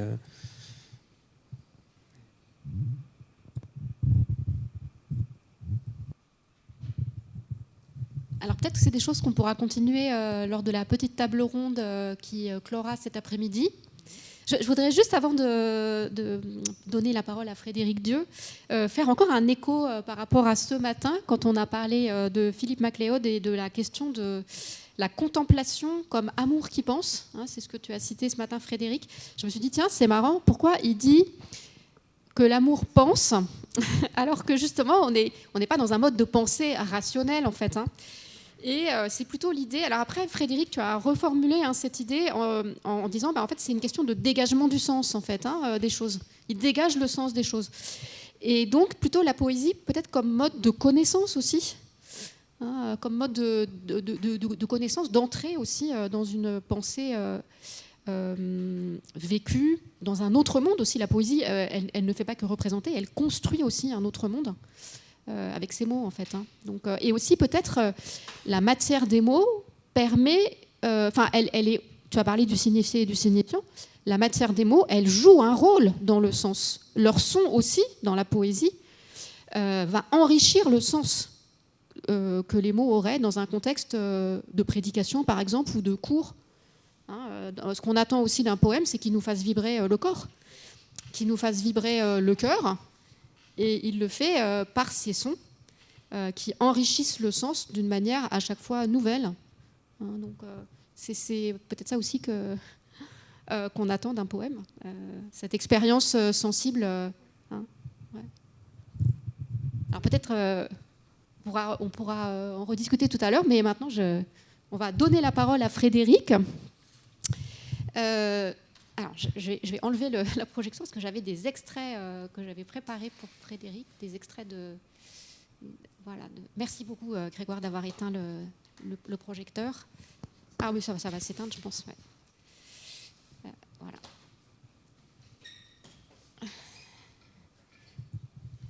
Voilà. Donc, Frédéric Dieu, donc, on a eu la joie d'entendre ce matin, va pouvoir parler de lui aussi et de son œuvre. Il est donc poète, mais aussi critique aux lettres françaises. Donc là, ce sera peut-être la question aussi de l'écriture poétique et de l'écriture critique qu'on pourra poser. Hein. Il est président, vous le savez, de l'association Philippe MacLeod, et il est aussi conseiller d'État et actuellement magistrat à la Cour de cassation. Et on va parler beaucoup de sa paternité. Hein, voilà. Sur Frédéric... je voulais aussi dire que son dernier recueil que j'ai apporté, que je vais faire circuler, il est où ? Ah voilà. Ma vie jusqu'à la tienne a été chroniqué par Emmanuel Godot dans La Croix et aussi par Jean-Marc Sourdillon, de manière absolument magnifique dans Recours au poème. Donc je lirai quelques extraits de la critique de Jean-Marc Sourdillon qui sont vraiment, c'est vraiment une critique très très belle, pas seulement empathique mais aussi très poétique. Hein. Alors Frédéric Dieu a publié 2 recueils de poèmes chez Ad-Solem, Matière à joie en 2017 et Procession, alors c'était avant, c'est 2012, et maintenant chez Corlevour, alors un premier recueil chez Corlevour 2021, et Seule chair. Et puis ce 3e recueil, donc si je ne me trompe pas, dans les Ma vie jusqu'à la tienne, qui vient de sortir. Alors j'avais envie de commencer pour Frédéric j'avais des extraits d'interviews qui étaient très beaux, mais un extrait d'interview, une interview très belle que vous pourrez trouver dans le site Recours au poème, où Frédéric dit « Je pars de très bas et de très sombre pour aller vers la lumière ». Ça, c'est quelque chose qui est récurrent dans ces recueils. Pour tenter d'aller vers la lumière, pour voir s'il y a plus haut, plus loin, s'il y a quelque part de la lumière. Dans ces souterrains et ces boyaux obscurs, le poème est ma lampe. Et alors, un extrait de Solcher. Alors, je suis désolée parce que je vais mal le lire sans doute pour Frédéric, mais claire tunique ajourée, avant que s'abatte un coup comme tombé du soir, en plis qui ondoient, puis avalent les membres du cortège, tombé du soir, en crêpes flottant indécis autour des manteaux, couvre-feu, couvre-face, l'heure endrapée se pose sur les paupières et contre la bouche. Et puis, un autre extrait, alors ça c'est dans « Car le jour touche à son terme ». Le vent de la colère ne m'a pas emporté, et ce matin, visité par la prime lumière, terre et chair se surprennent à fleurir. Et donc là, il y a cette idée du jour qui touche à son terme, mais qui en fait prépare une aube, voilà, même si on passe par cette épreuve très sombre de la fin du jour. Alors, le dernier recueil de Frédéric, eh bien, c'est un recueil de paternité où le père et le fils sont vivants, sont vraiment en vie. Et j'avais envie de commencer mes questions, parce qu'on en a beaucoup parlé, du silence, est-ce que je peux le faire ou pas? Ouais. Avec un extrait de Jean-Louis Chrétien, dans L'Arche de la parole. L'écoute commence par... Parce qu'en fait, pourquoi Jean-Louis Chrétien, excusez-moi? En fait, Jean-Louis Chrétien, c'est intéressant parce que du point de vue de justement cette histoire de la poésie, en fait, il écrit dans les mêmes années qui sont celles où il y a une poésie catholique qui se réaffirme de manière nouvelle. Et Jean-Louis Chrétien, il repense cette poésie aussi, en même temps, en fait, mais de façon explicite, en même temps qu'il en écrit lui-même. L'écoute commence par le vide et le dessaisissement, et non pas par la mise en branle et en œuvre d'un savoir écouté préalablement possédé. On doit à chaque fois écouter ce qu'on ne sait pas. Et alors, en fait, quand on lit le début de ce recueil, il y a ce choc terrible de l'indicible. Et puis, il y a quelque chose qui est de l'ordre d'une épreuve sur laquelle il y a déjà des mots, mais il y a quand même cette présence vraiment obsédante des Blancs dans ce recueil. Donc voilà, je ne sais pas si tu veux partir du silence, de cette expérience, de cette disponibilité aussi dans l'écriture poétique pour toi. Alors, oui, alors on va commencer par la fin. Alors, effectivement, ce livre qui vient de sortir, il est très différent dans sa forme des précédents, puisque les précédents ont une forme, d'ailleurs, qui m'a aussi rapproché de Philippe Macléod. C'est aussi pour ça que je suis allé vers sa poésie, une forme ample, une forme de verset, en fait. Très inspiré, d'ailleurs, par la lecture des grands prophètes, Ézéchiel, Isaïe, par les psaumes, bien sûr. Donc ça, c'est mon écriture un peu matricielle, un peu originelle, avec une musicalité, je pense, assez forte aussi. Et je rejoins Grégoire quand il dit effectivement c'est ample parce que c'est le rythme, c'est ma musique en fait. Je suis juste en train d'écrire ma musique en fait, tout simplement. Donc ça, c'est pour les recueils qui sont antérieurs à celui qui vient de paraître. Et celui qui vient de paraître, il parle de la. J'entre en contact en fait, en relation avec la mort et la vie ensuite, la mort et la vie de mon fils. Donc c'est imposé à moi, mais vraiment ça s'est imposé. La nécessité d'en parler, de parler de lui, de parler à partir de lui et avec lui, et d'en parler de cette façon. c'est-à-dire avec cette forme très sèche, très lapidaire, avec ces blancs qui jouent un rôle très très important. Et c'est la première fois que j'écris comme ça. Mais il y a vraiment une nécessité. Ça s'est imposé. Et ce qui me fait revenir aussi sur ce que tu disais tout à l'heure, hein, sur la création, l'écriture poétique, elle se fait par nécessité, en fait. On est saisi par quelque chose, et on peut être saisi par une épreuve, par une absence, par le contact avec une autre création artistique, éventuellement, avec un tableau, on écoute une musique. Mais il y a ce saisissement initial auquel on va répondre. Et donc on est toujours, en fait, d'une certaine manière, on écrit, mais on répond à un saisissement. Voilà, là dans ce livre-là, je réponds au saisissement de l'accident qui a coûté la vie à mon fils, et je réponds. Et je réponds d'abord par un cri silencieux, si je puis dire, parce que le cri est là, enfin il est dit, mais c'est dans le silence avec tous ces blancs.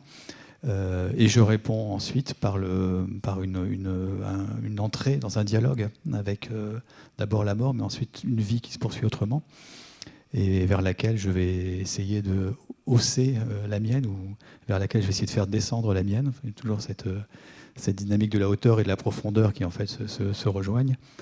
Voilà. Mais en tout cas, la forme est imposée ici par la vie, en fait, tout simplement.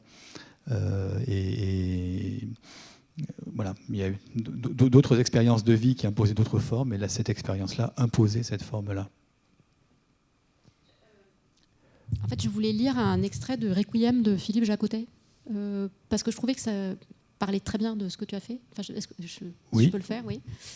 Il y a eu jadis, il y a encore en quelques lieux des champs où ne fût-ce qu'une sourde rumeur pour envelopper les morts comme d'une tendresse amoureuse maternelle. On essaye encore d'en retrouver les accents. Je m'y suis appliquée à ma manière plusieurs fois. Il me semble pratiquer, ce faisant, un travail de réparation à tous les sens du mot, comme si le chant pouvait recoudre quand même le tissu ne cesserait de se redéchirer, ici et ici, là. Donc il y a ce tissu qui se redéchire et qui se recoud en fait, à travers ces blancs, et cette affirmation perpétuelle de la vie qui finit par l'emporter dans ce très beau recueil. Et c'est pas seulement une élégie en fait, hein, ce recueil. Enfin, je trouve que l'élégie ne correspond pas en fait à ce que tu fais. Enfin, je dirais, c'est une élégie bien sûr, mais c'est aussi un parcours de vie et une affirmation de vie pour les deux personnes qui se trouvent de part et d'autre du titre, avec cette préposition qui les relie, hein, et avec ce mouvement, cette dynamique de l'un à l'autre. Hein. Donc c'est vraiment quelque chose qui bouge en fait. Ce que je vous propose peut-être d'en lire trois séquences. Donc la première qui est donc l'annonce de la mort, la suivante qui est sur le silence, justement, parce que tu parlais du silence, et puis la dernière, la 8e. Hein.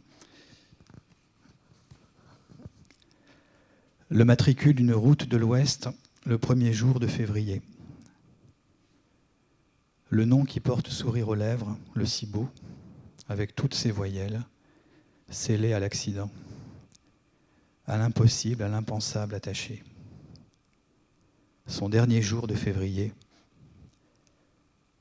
l'irruption du final dans l'ouverture,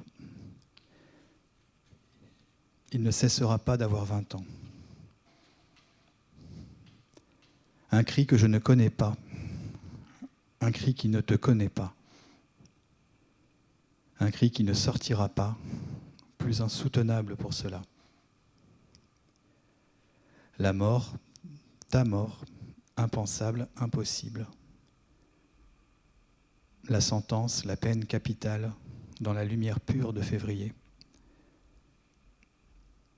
Le nom donné à la naissance, la fleur des lèvres et la vie promise. Le nom qui ne peut pas mourir de mon vivant. Lui survivre pour le prononcer, toujours.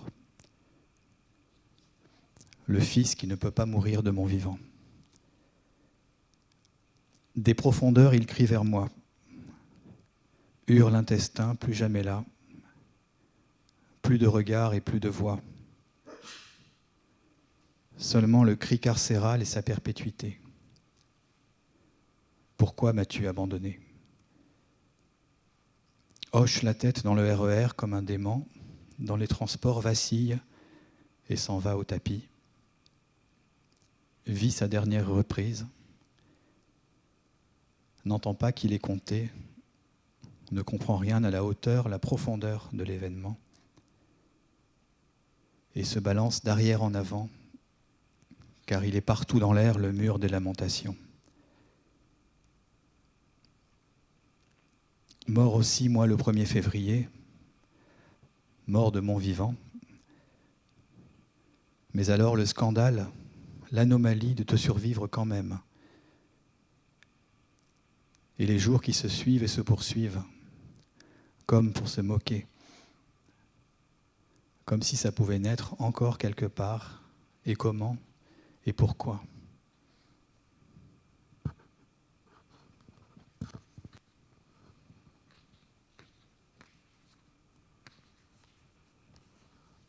Dans le silence, il y a ton absence, il y a ta présence.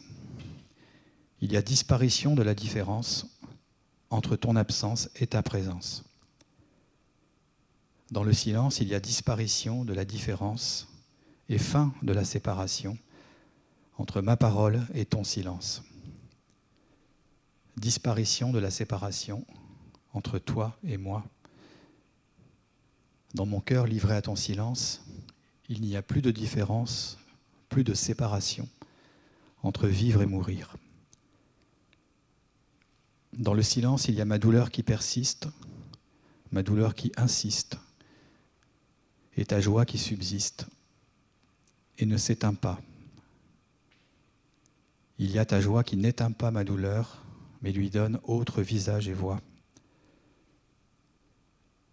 Il y a ta joie élevant ma douleur jusqu'à elle. Il y a disparition de la séparation entre la douleur et la joie. Dans le silence, il y a ma vie et la tienne, dont on ne sait, dont on ne peut rien dire. Vent visible seulement dans ce qu'il meut et fait trembler. Il y a ma vie que je laisse aller jusqu'à la tienne, que je ne retiens pas. Il y a ta vie que je ne retiens plus dans la mienne. Dans le silence, il y a ma vie que tu fais doucement passer dans la tienne. Dans le silence, il y a cette immense circulation d'amour dont le courant m'emporte ce midi, comme noyade dans la plus grande vie, à laquelle tout participe ou tout vient se jeter, en elle plus de séparation.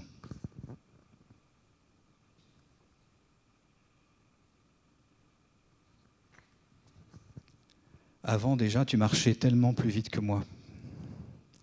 Alors maintenant, mais régulièrement tu m'attendais, revenais même sur tes pas, revenais vers moi pour t'assurer que je suivais toujours, t'assurer peut-être que je suivrai toujours. Alors maintenant, nous voici maintenant comme des hommes à la mer, des hommes dans la mer de la plus grande vie. Voici le souffle du large jusqu'au milieu des terres, comme devant toi Chartres et sa cathédrale émergées de la houle des blés. Il n'y a plus de temps à perdre, il ne reste que du temps à donner. Mon fils, je me donne à toi, qui te donne à tout, te présente en tout. La vie que tu vis, la vie dont tu vis, que tu nous montres et qui nous gagne. Nous n'avons plus de temps à perdre, mais comme il nous en reste à te donner. Le monde ancien s'en est allé, toute chose nouvelle, depuis que tu n'es plus ici, mais partout ailleurs. Depuis qu'ici, ailleurs, sont comme des jumeaux facétieux, se plaisant à échanger leurs vêtements, comme vous faisiez parfois ton frère et toi. Certainement, le monde ancien s'en est allé. Pour moi, la vie maintenant, c'est que chaque jour t'aimer autrement. De ton mot souffle jusqu'à l'épuisement des ans, la vie maintenant, la vie d'ici, c'est aimer nouvellement, aller t'aimant jusqu'à l'épuisement du temps.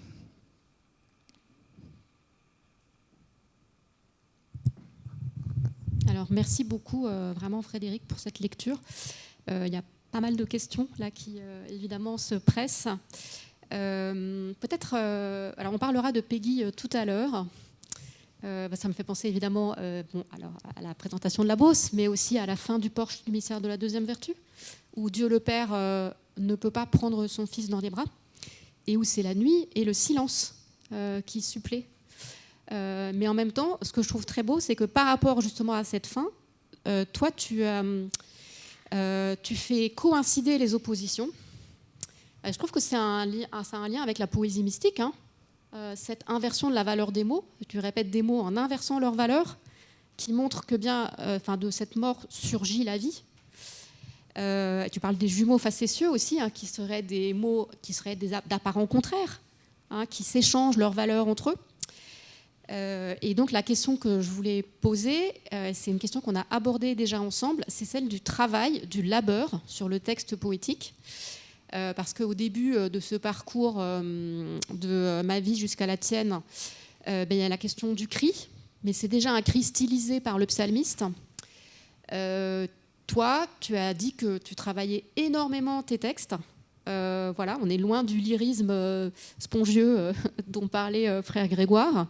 Voilà, est-ce que tu veux bien dire quelque chose sur cette importance pour toi du travail sur les mots? Et là même où peut-être on est dans l'expérience la plus poignante et la plus douloureuse peut-être, eh bien, ou alors dans une expérience, mais l'expérience déjà en elle-même, elle relève d'une certaine manière de l'indicible en fait. Hein. Donc comment est-ce que tu travailles sur tes poèmes? Et pour toi, le travail sur les mots et du coup le rapport à la langue aussi, tu peux... Alors, ce que je peux dire d'abord, c'est que c'est quand même c'est-à-dire, oui, une chance d'avoir les mots, en fait, de pouvoir dire des choses par les mots. C'est-à-dire qu'autour de moi, des personnes qui subissent un peu cette épreuve et qui proches de mon fils et pour qui c'est peut-être plus difficile, parce qu'ils n'ont pas cette possibilité par les mots d'entrer en relation avec, alors, si ce n'est avec lui, au moins avec l'événement, enfin avec l'événement, avec l'accident. Et donc c'est voilà, j'ai ma propre gratitude qui est de pouvoir d'avoir ces mots et ces mots qui m'ont encore une fois ça a d'abord été j'ai été un saisissement en fait, c'est-à-dire qu'ils sont arrivés en fait. Je n'ai rien fait pour assez peu de temps en fait après l'événement. Et les choses se sont sédimentées comme ça, se sont enrichies jusqu'à former un livre, puisqu'au début je ne pensais pas forcément en faire tout un livre, je pensais en faire un poème parmi tant d'autres, mais ça n'aurait pas été bon. En réalité, je pense qu'il fallait que tout soit pour lui. Donc il y a eu vraiment ce saisissement initial, et au fond c'est ça qui est important. Enfin, c'est un peu le premier coup d'archer. Enfin, une fois que ça est lancé, après une fois que ce saisissement initial est intervenu, qu'on a été appréhendé, qu'on a été appelé, ensuite la partie un peu travail, un peu volontariste, un peu artisanale, si je puis dire, elle va se mettre en route à ce moment-là. Mais elle ne pourra pas avoir l'initiative. Hein. Pour moi, en tout cas, l'initiative sera vraiment quelque chose du saisissement, de l'appel, en fait. Hein. Donc alors ça peut être l'appel, voilà, Dieu nous appelle à parler, ou ça peut être d'un point de vue moins transcendant que la personne qui vous manque, elle vous demande de parler de lui, de parler à sa place, de le faire parler, de continuer de le faire parler. Donc ça pour le coup, on est un peu passif par rapport à ça. Voilà, il faut être disponible par rapport à ça. Mais ensuite, oui, le travail est très important. Et paradoxalement, le travail pour moi sur ce livre-là, c'est très paradoxal. Il a été beaucoup plus facile, en fait, beaucoup plus agréable que le travail sur les autres livres, qui pourtant ne parlaient pas d'événements aussi tragiques a priori, parce que en fait, dans ce travail, j'étais dans une relation avec la personne, avec mon fils dont il est question, et moi, quand j'écris, en fait, je me sens bien quand j'écris. C'est quand même la première chose. Il y a peut-être des gens qui écrivent torturés, etc. Mais quand même, quand on passe du temps à écrire, c'est que quand même, on se sent bien quand on écrit. À moins de se vouloir du mal. Donc moi, je me sens très bien quand j'écris. D'ailleurs, c'est pour ça que j'avais auparavant un style assez ample. C'était pour faire durer le plaisir, si je puis dire. Donc voilà. Alors avec ce livre-là, Ma vie jusqu'à la tienne, la forme n'est pas ample, mais donc j'ai compensé ça en écrivant 10 versions manuscrites, mais intégrales, hein, parce que j'avais besoin à chaque fois de reprendre le processus depuis le début, hein, depuis l'annonce un peu de l'accident, et de revivre à chaque fois tout le processus, jusqu'à l'entrée en dialogue, et puis ensuite cet étonnement en fait que la vie soit encore là, en fait, hein, qu'on soit encore vivant et qu'on soit encore dans l'amour et qu'on soit encore qu'on le reçoive, qu'on ait envie de le donner, et voilà, ça c'est assez étonnant. Mais en tout cas, voilà, pour répondre précisément à ta question, moi je retravaille beaucoup, et là on est dans la seconde phase qui est la phase un peu artisanale de polissage un peu du verre. Et c'est une phase qui est aussi très agréable, en fait, où on est vraiment confronté à son matériau de mots. Et voilà, il y a vraiment quelque chose peut-être de la sculpture, enfin du modelage, qui est quelque chose pour moi très important et essentiel. Et bon, voilà. Ce que je trouve très très beau dans ce que tu as lu, c'est la façon dont les mots, dans leur forme vraiment sonore, sont le lieu d'une expression de la transcendance. C'est-à-dire que tu utilises vraiment la répétition du mot pour faire entrer dedans quelque chose qui est de l'ordre du dépassement du sens. Parce que justement, entre absence et présence, dire que l'absence devient la présence et vice-versa, et on n'est pas dans quelque chose de malarméen, au sens où on serait dans une imagination purement poétique, en fait. C'est vraiment une attestation spirituelle et existentielle, en fait, hein. Donc il y a un enjeu sonore de la vérité que tu entends livrer dans ce travail. Enfin, quand tu retravailles la forme des poèmes, à quoi es-tu particulièrement attentif ?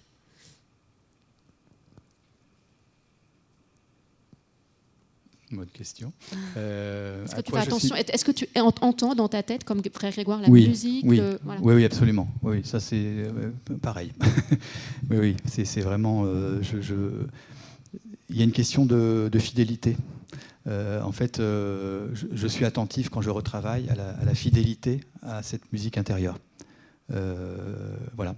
Et donc, il faut que ce soit fluide, que ça se développe, que ça coule, que ça s'écoule, conformément à la musique intérieure qui est en moi, et que ce soit fidèle à cela, en fait, et qu'en cela ce soit vrai, que je sois dans la vérité par rapport à le respect un peu de la transcription de cette musique intérieure.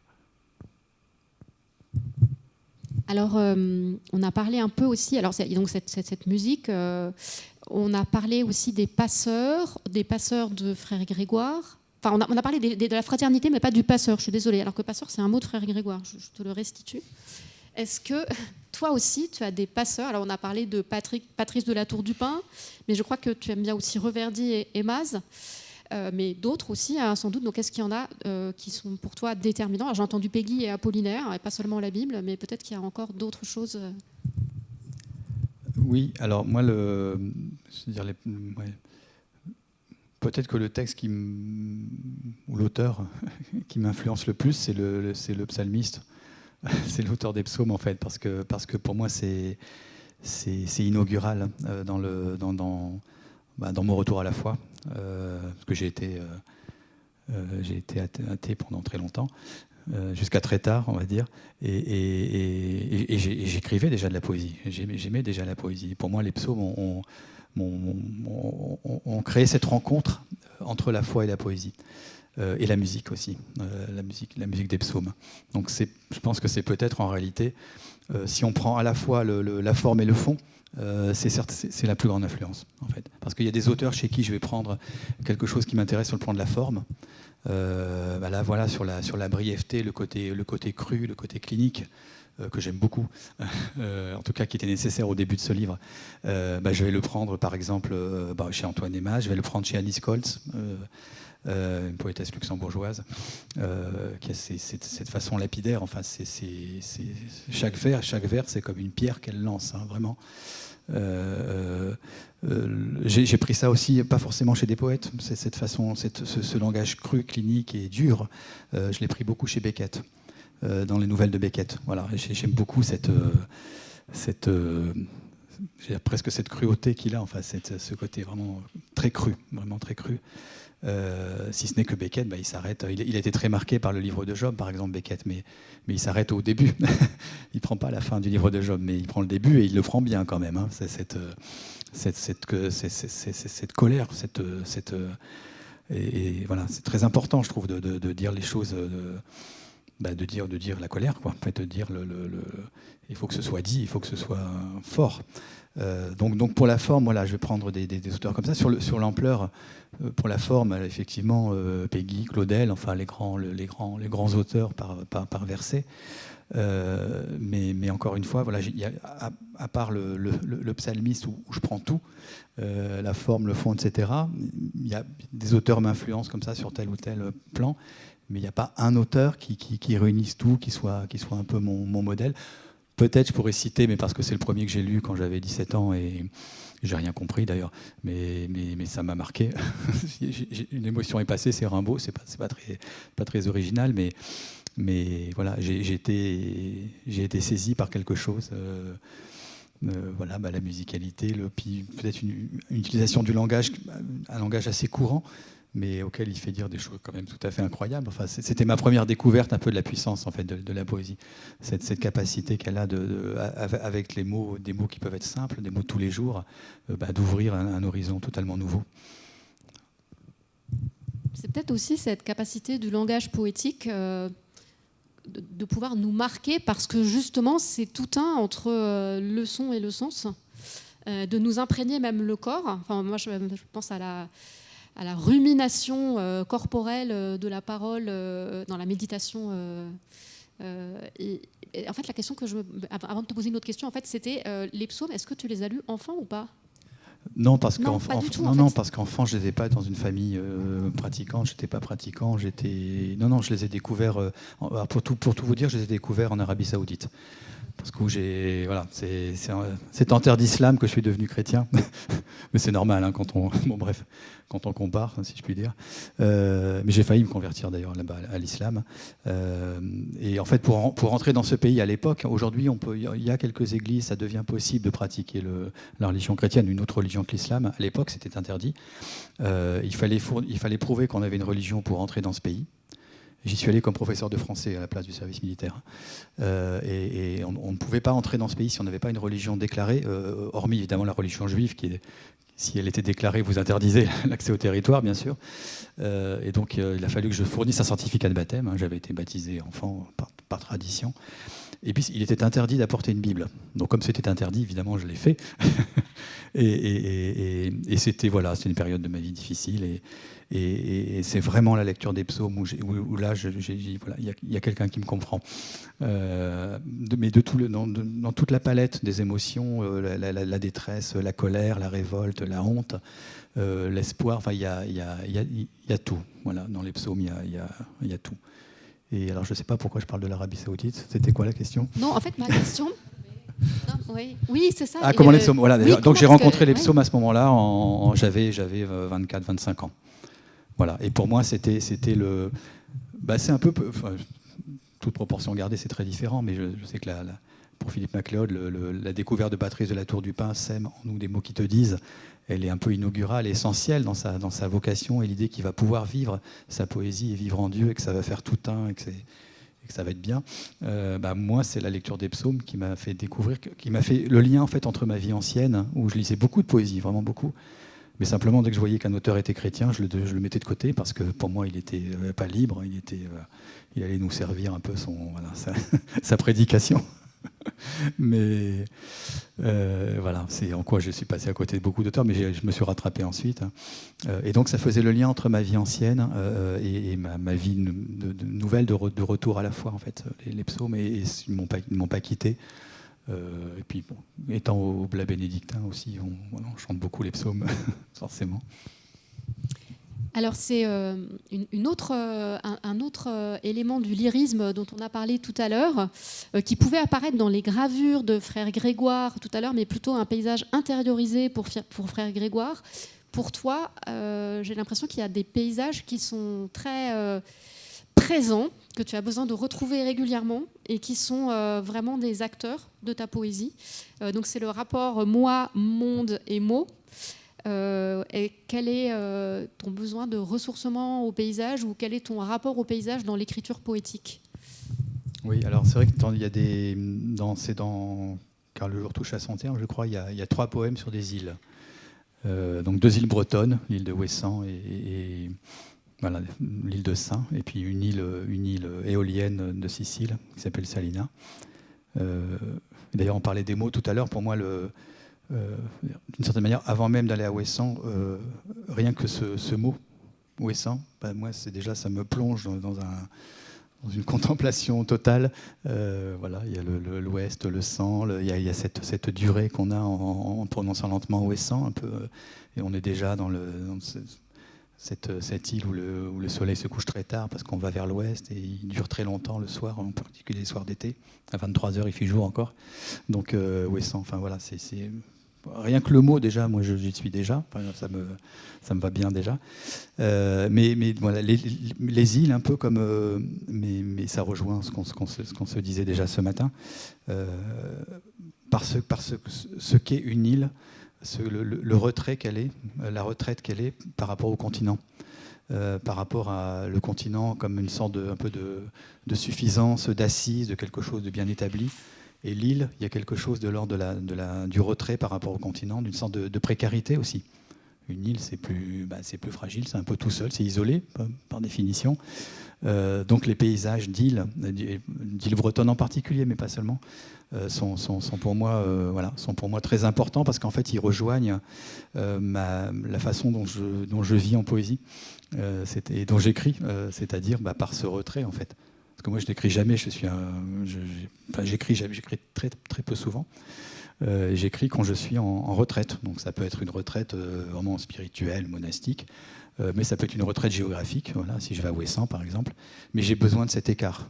Nécessairement, il faut un écart. Et pour moi, les îles, en tout cas, matérialisent, traduisent dans le paysage, incarnent dans le paysage cet écart qui est nécessaire en fait à la redécouverte d'une parole qui soit pure, originelle, dotée de toute sa puissance de révélation. Et est-ce que cette puissance de révélation, elle est comparable pour toi à la puissance de révélation que tu mettrais dans un texte qui serait...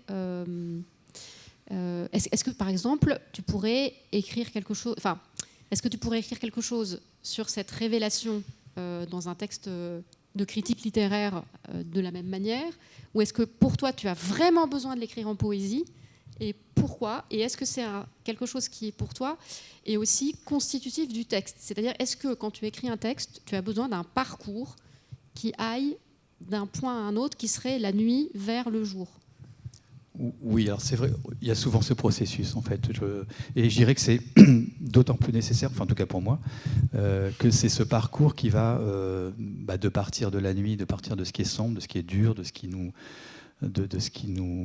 blesse, de ce qui est source de douleur, de souffrance, pour ensuite essayer d'avancer dans la forêt du langage. Et en cela aussi, même si ce n'est pas l'intention première, mais en tout cas, c'est cela qui, objectivement, va aussi vérifier l'authenticité et la vitalité, la sincérité de la foi, moi aussi, en fait. Vérifier au sens éprouver, vraiment, mais vérifier, comme on dit, vérifier par le feu, en fait. La foi, elle se vérifie, en fait, par par la capacité de la vie, du langage, à traverser, à parcourir les choses les plus difficiles. Et une fois qu'il n'aide pas à parcourir ce qui est difficile, franchement, il vaut mieux faire autre chose, quoi. Ça, c'est sûr. Et pour le reste de la question, c'était quoi? Non, là, en fait, il y a quelque chose que je trouve très frappant, c'est la poésie comme expérience. Oui, Tu oui, vois, c'est pas un texte qui est donné, qui est complètement au départ. Tout à l'heure, tu disais, c'est pas pour fixer le sens, ou c'est Guylaine qui disait, c'est pas pour fixer le sens des mots. En fait, c'est que le texte lui-même est une expérience, oui. et que c'est une quête. En fait. Alors, moi, une expérience que j'ai faite, que j'ai faite à plusieurs reprises, c'est que, mais ça c'est parce que les mots arrivent en premier, et les mots en fait détiennent quelque chose, ils détiennent une vérité qu'on va en fait découvrir en les laissant suivre leur chemin. En fait, on les suit plus qu'on ne les modèle, on suit leur parcours en fait, et on suit leur déploiement. Et j'ai fait l'expérience plusieurs fois de quelque chose que j'écrivais, et l'écriture était en avance en fait sur ma vie. J'écrivais des choses qui me sont arrivées ensuite, vraiment. Des choses alors j'écrivais peut-être sur un sujet qui était différent de celui qui est advenu ensuite, mais je me suis rendu compte quand le sujet est advenu ensuite que ce que j'avais écrit là avant, ça parlait surtout pour ce qui m'était advenu ensuite. Et donc il y a cette puissance de révélation des mots qui sont en avance en fait sur nous, et ce qui rejoint un côté quasi, on peut mettre un peu des guillemets peut-être, mais quasi prophétique en fait dans l'écriture. C'est-à-dire quand on est vraiment dans une écriture vraie, sincère, et qu'on ne cherche pas à faire un beau poème, eh bien on peut annoncer en fait des choses qui vont advenir, et s'en rendre compte réellement ensuite. Et tu parlais de tout ce qui est de l'ordre de la critique littéraire, etc. Mon rapport à cela, c'est aussi pour moi une façon de me maintenir un peu en état de veille poétique dans les périodes où j'écris pas, parce que j'écris pas souvent non plus. Et pour moi, ce que j'aime dans la critique, je parle que de livres que j'aime. En tout cas, je parle que de livres dans lesquels j'ai aimé quelque chose. Je n'aime pas forcément tout, parce que voilà, tout n'est pas forcément à prendre. Enfin, en tout cas, on n'est pas forcément touché par tout dans un livre, mais il faut au moins être touché par quelque chose. Et pour moi, ce que j'aime dans la critique, c'est entrer dans l'univers en fait, d'un auteur. C'est entrer dans sa vie. C'est vraiment, c'est une rencontre. Et effectivement, donc, moi, mes critiques, elles sont quand même très, j'allais dire très écrites, enfin très travaillées. Et parce que je cherche aussi à dire des choses de lui, bien sûr, mais de notre rencontre. Donc je dis aussi des choses de moi en fait. Et c'est aussi une façon de garder le contact avec une poésie qui soit personnelle. Donc une sorte d'équilibre à chercher en tout cas, et si possible à trouver, entre parler de quelqu'un et vraiment parler de lui, parler d'elle, mais tout en s'engageant personnellement, jusqu'à éventuellement trouver des choses sur soi, enfin pouvoir révéler des choses de soi. Ce que tu disais sur répondre. Juste une dernière question avant de passer la parole à chacune et chacun. On parlait tout à l'heure de l'éthos, de la voix ou des voix qui parlent dans le recueil, et du fait que c'est pas forcément le poète qui parle dans son texte quand il dit je. Alors tu parlais de l'écriture prophétique, et il y a vraiment une circulation entre le il, le je et le tu dans ma vie jusqu'à la tienne. C'est très très frappant de voir cette adresse, cette attestation par le je, et cette aussi objectivation de soi avec le il, même une objectivation charitable, et donc c'est comme si le regard du poète était vraiment invité à cette vision d'une certaine manière de ce qui se passe, et comme nanti d'un regard différent et habité par une voix autre. Est-ce que c'est quelque chose que tu as pu expérimenter dans cette écriture ? Alors, en fait, dans ma vie jusqu'à la tienne, justement, alors je l'ai expérimenté, j'en dirai un mot après, dans des poèmes antérieurs, de recueils antérieurs. Dans ma vie jusqu'à la tienne, c'était presque assez, si je puis dire, naturel. naturel du fait du caractère contre nature de l'événement. Parce que normalement, un enfant ne meurt pas avant ses parents. Et donc, on est dans une inversion des choses. Ce qui fait qu'à la fois, concrètement, mais là, pareil, la référence n'est pas explicite, mais quelqu'un qui est chrétien, catholique, la verra. Et, il peut y avoir des moments dans ma vie jusqu'à la tienne où on voit que je me mets à la place de la Vierge Marie qui est au pied de la croix et qui vient de voir son fils mourir sous ses yeux. Et il y a aussi dans l'inversion des choses, le fait que je m'adresse à mon fils comme s'il était le Christ. Puisqu'à un moment donné, je le dis, c'est en italique d'ailleurs, mais là aussi la référence n'est pas explicite, mais elle sera vue par les chrétiens. Je reprends le dialogue entre Marie-Madeleine et le Christ. Ne me retiens pas, hein, sinon je ne pourrais pas revenir vers toi. Enfin, c'est dit à un moment donné. Et puis il y a l'idée que les choses s'inversent dans le sens où, c'est ce que je dis à un moment en disant que mon fils me précède auprès du Père, du Père avec un grand P. Il a l'initiative, c'est lui qui est l'éclaireur en fait désormais. Et sinon, de façon moins évangélique, il y a d'autres poèmes aussi où il y a un peu une polyphonie, où on ne sait pas qui parle exactement. Dans Car le jour touche à son terme, il y a un poème qui s'appelle La femme de Lot. Donc la femme de Lot, là pour le coup, la référence elle est explicite. Il faut quand même savoir qu'elle a été changée en statue de sel parce qu'elle s'est attardée sur le spectacle de la destruction, éventuellement sur le péché. Elle a regardé en arrière, elle a désobéi aussi. Et donc c'est toute la question un peu de qu'est-ce qu'on fait quand on a derrière soi un peu des terres brûlées, des choses difficiles. À la fois, il faut en garder mémoire, ne serait-ce que pour s'en détacher progressivement, mais pas au point de se laisser enfermer dans cette souffrance, dans cette douleur. Voilà. Et donc, la femme de Lot, quand elle parle, parfois c'est moi, parfois c'est quelqu'un d'autre. Et le dernier exemple que j'ai, c'est que j'ai écrit un poème c'est dans Seul Cher, je crois, ou peut-être même dans Matière à joie. Un poème sur faut me dire, c'est un sujet. C'est pas un sujet qu'on aborde souvent, mais c'est un poème sur l'addiction à l'alcool. Parce qu'en fait, il se trouve que j'ai eu des tantes dans ma famille qui sont mortes de ça.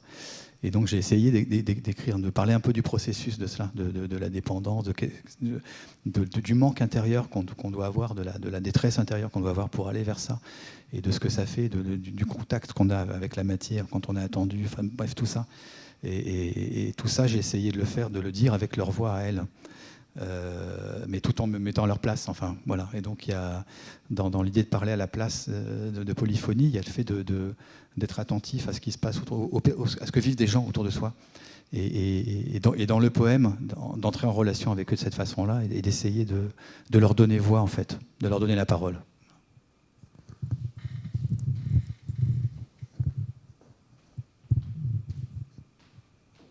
Alors merci beaucoup. Je crois que si vous voulez poser des questions, c'est danse.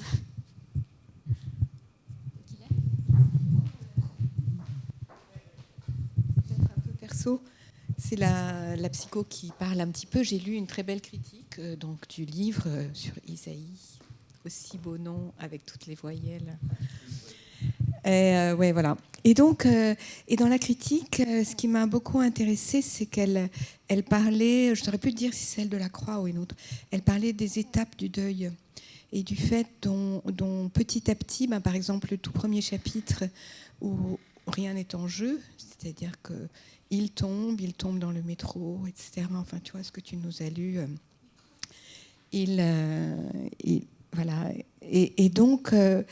on ne sait pas exactement de quoi il s'agit, On comprend très vite que c'est toi, mais donc il n'y est pas, quoi. C'est toi qui n'y es pas.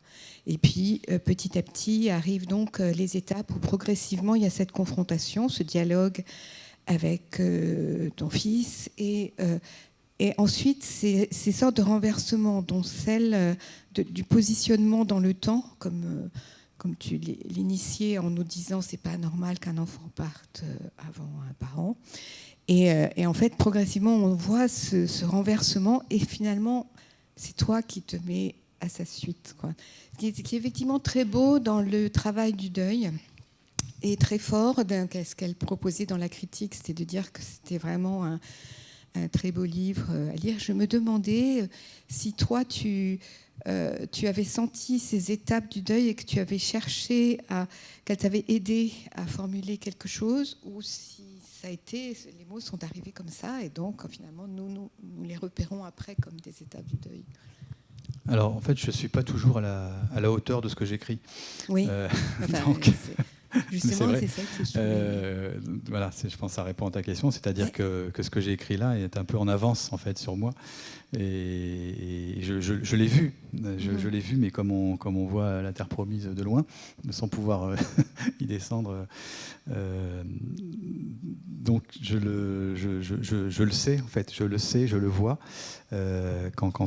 quant à vivre, et c'est probablement mon programme en fait. C'est dans ce livre, il y a un peu si je puis dire, entre guillemets, mon programme de vie pour les prochaines années. Voilà, ma feuille de route, comme on dit. Mais ça n'a pas été un travail littéraire, c'est ça que j'entends. Mais le travail, il se fait par le fait déjà que ces mots viennent et voilà, d'une certaine manière, la voix m'est montrée. Mais après, dans ma vie concrète, ma vie de tous les jours, je ne suis pas toujours à la hauteur de cela. Et c'est un processus. Voilà. Mais bon, c'est une très très belle qualité de ce livre, qui est incroyable, quoi. Mais bon, je ne sais pas si je peux passer le micro à quelqu'un.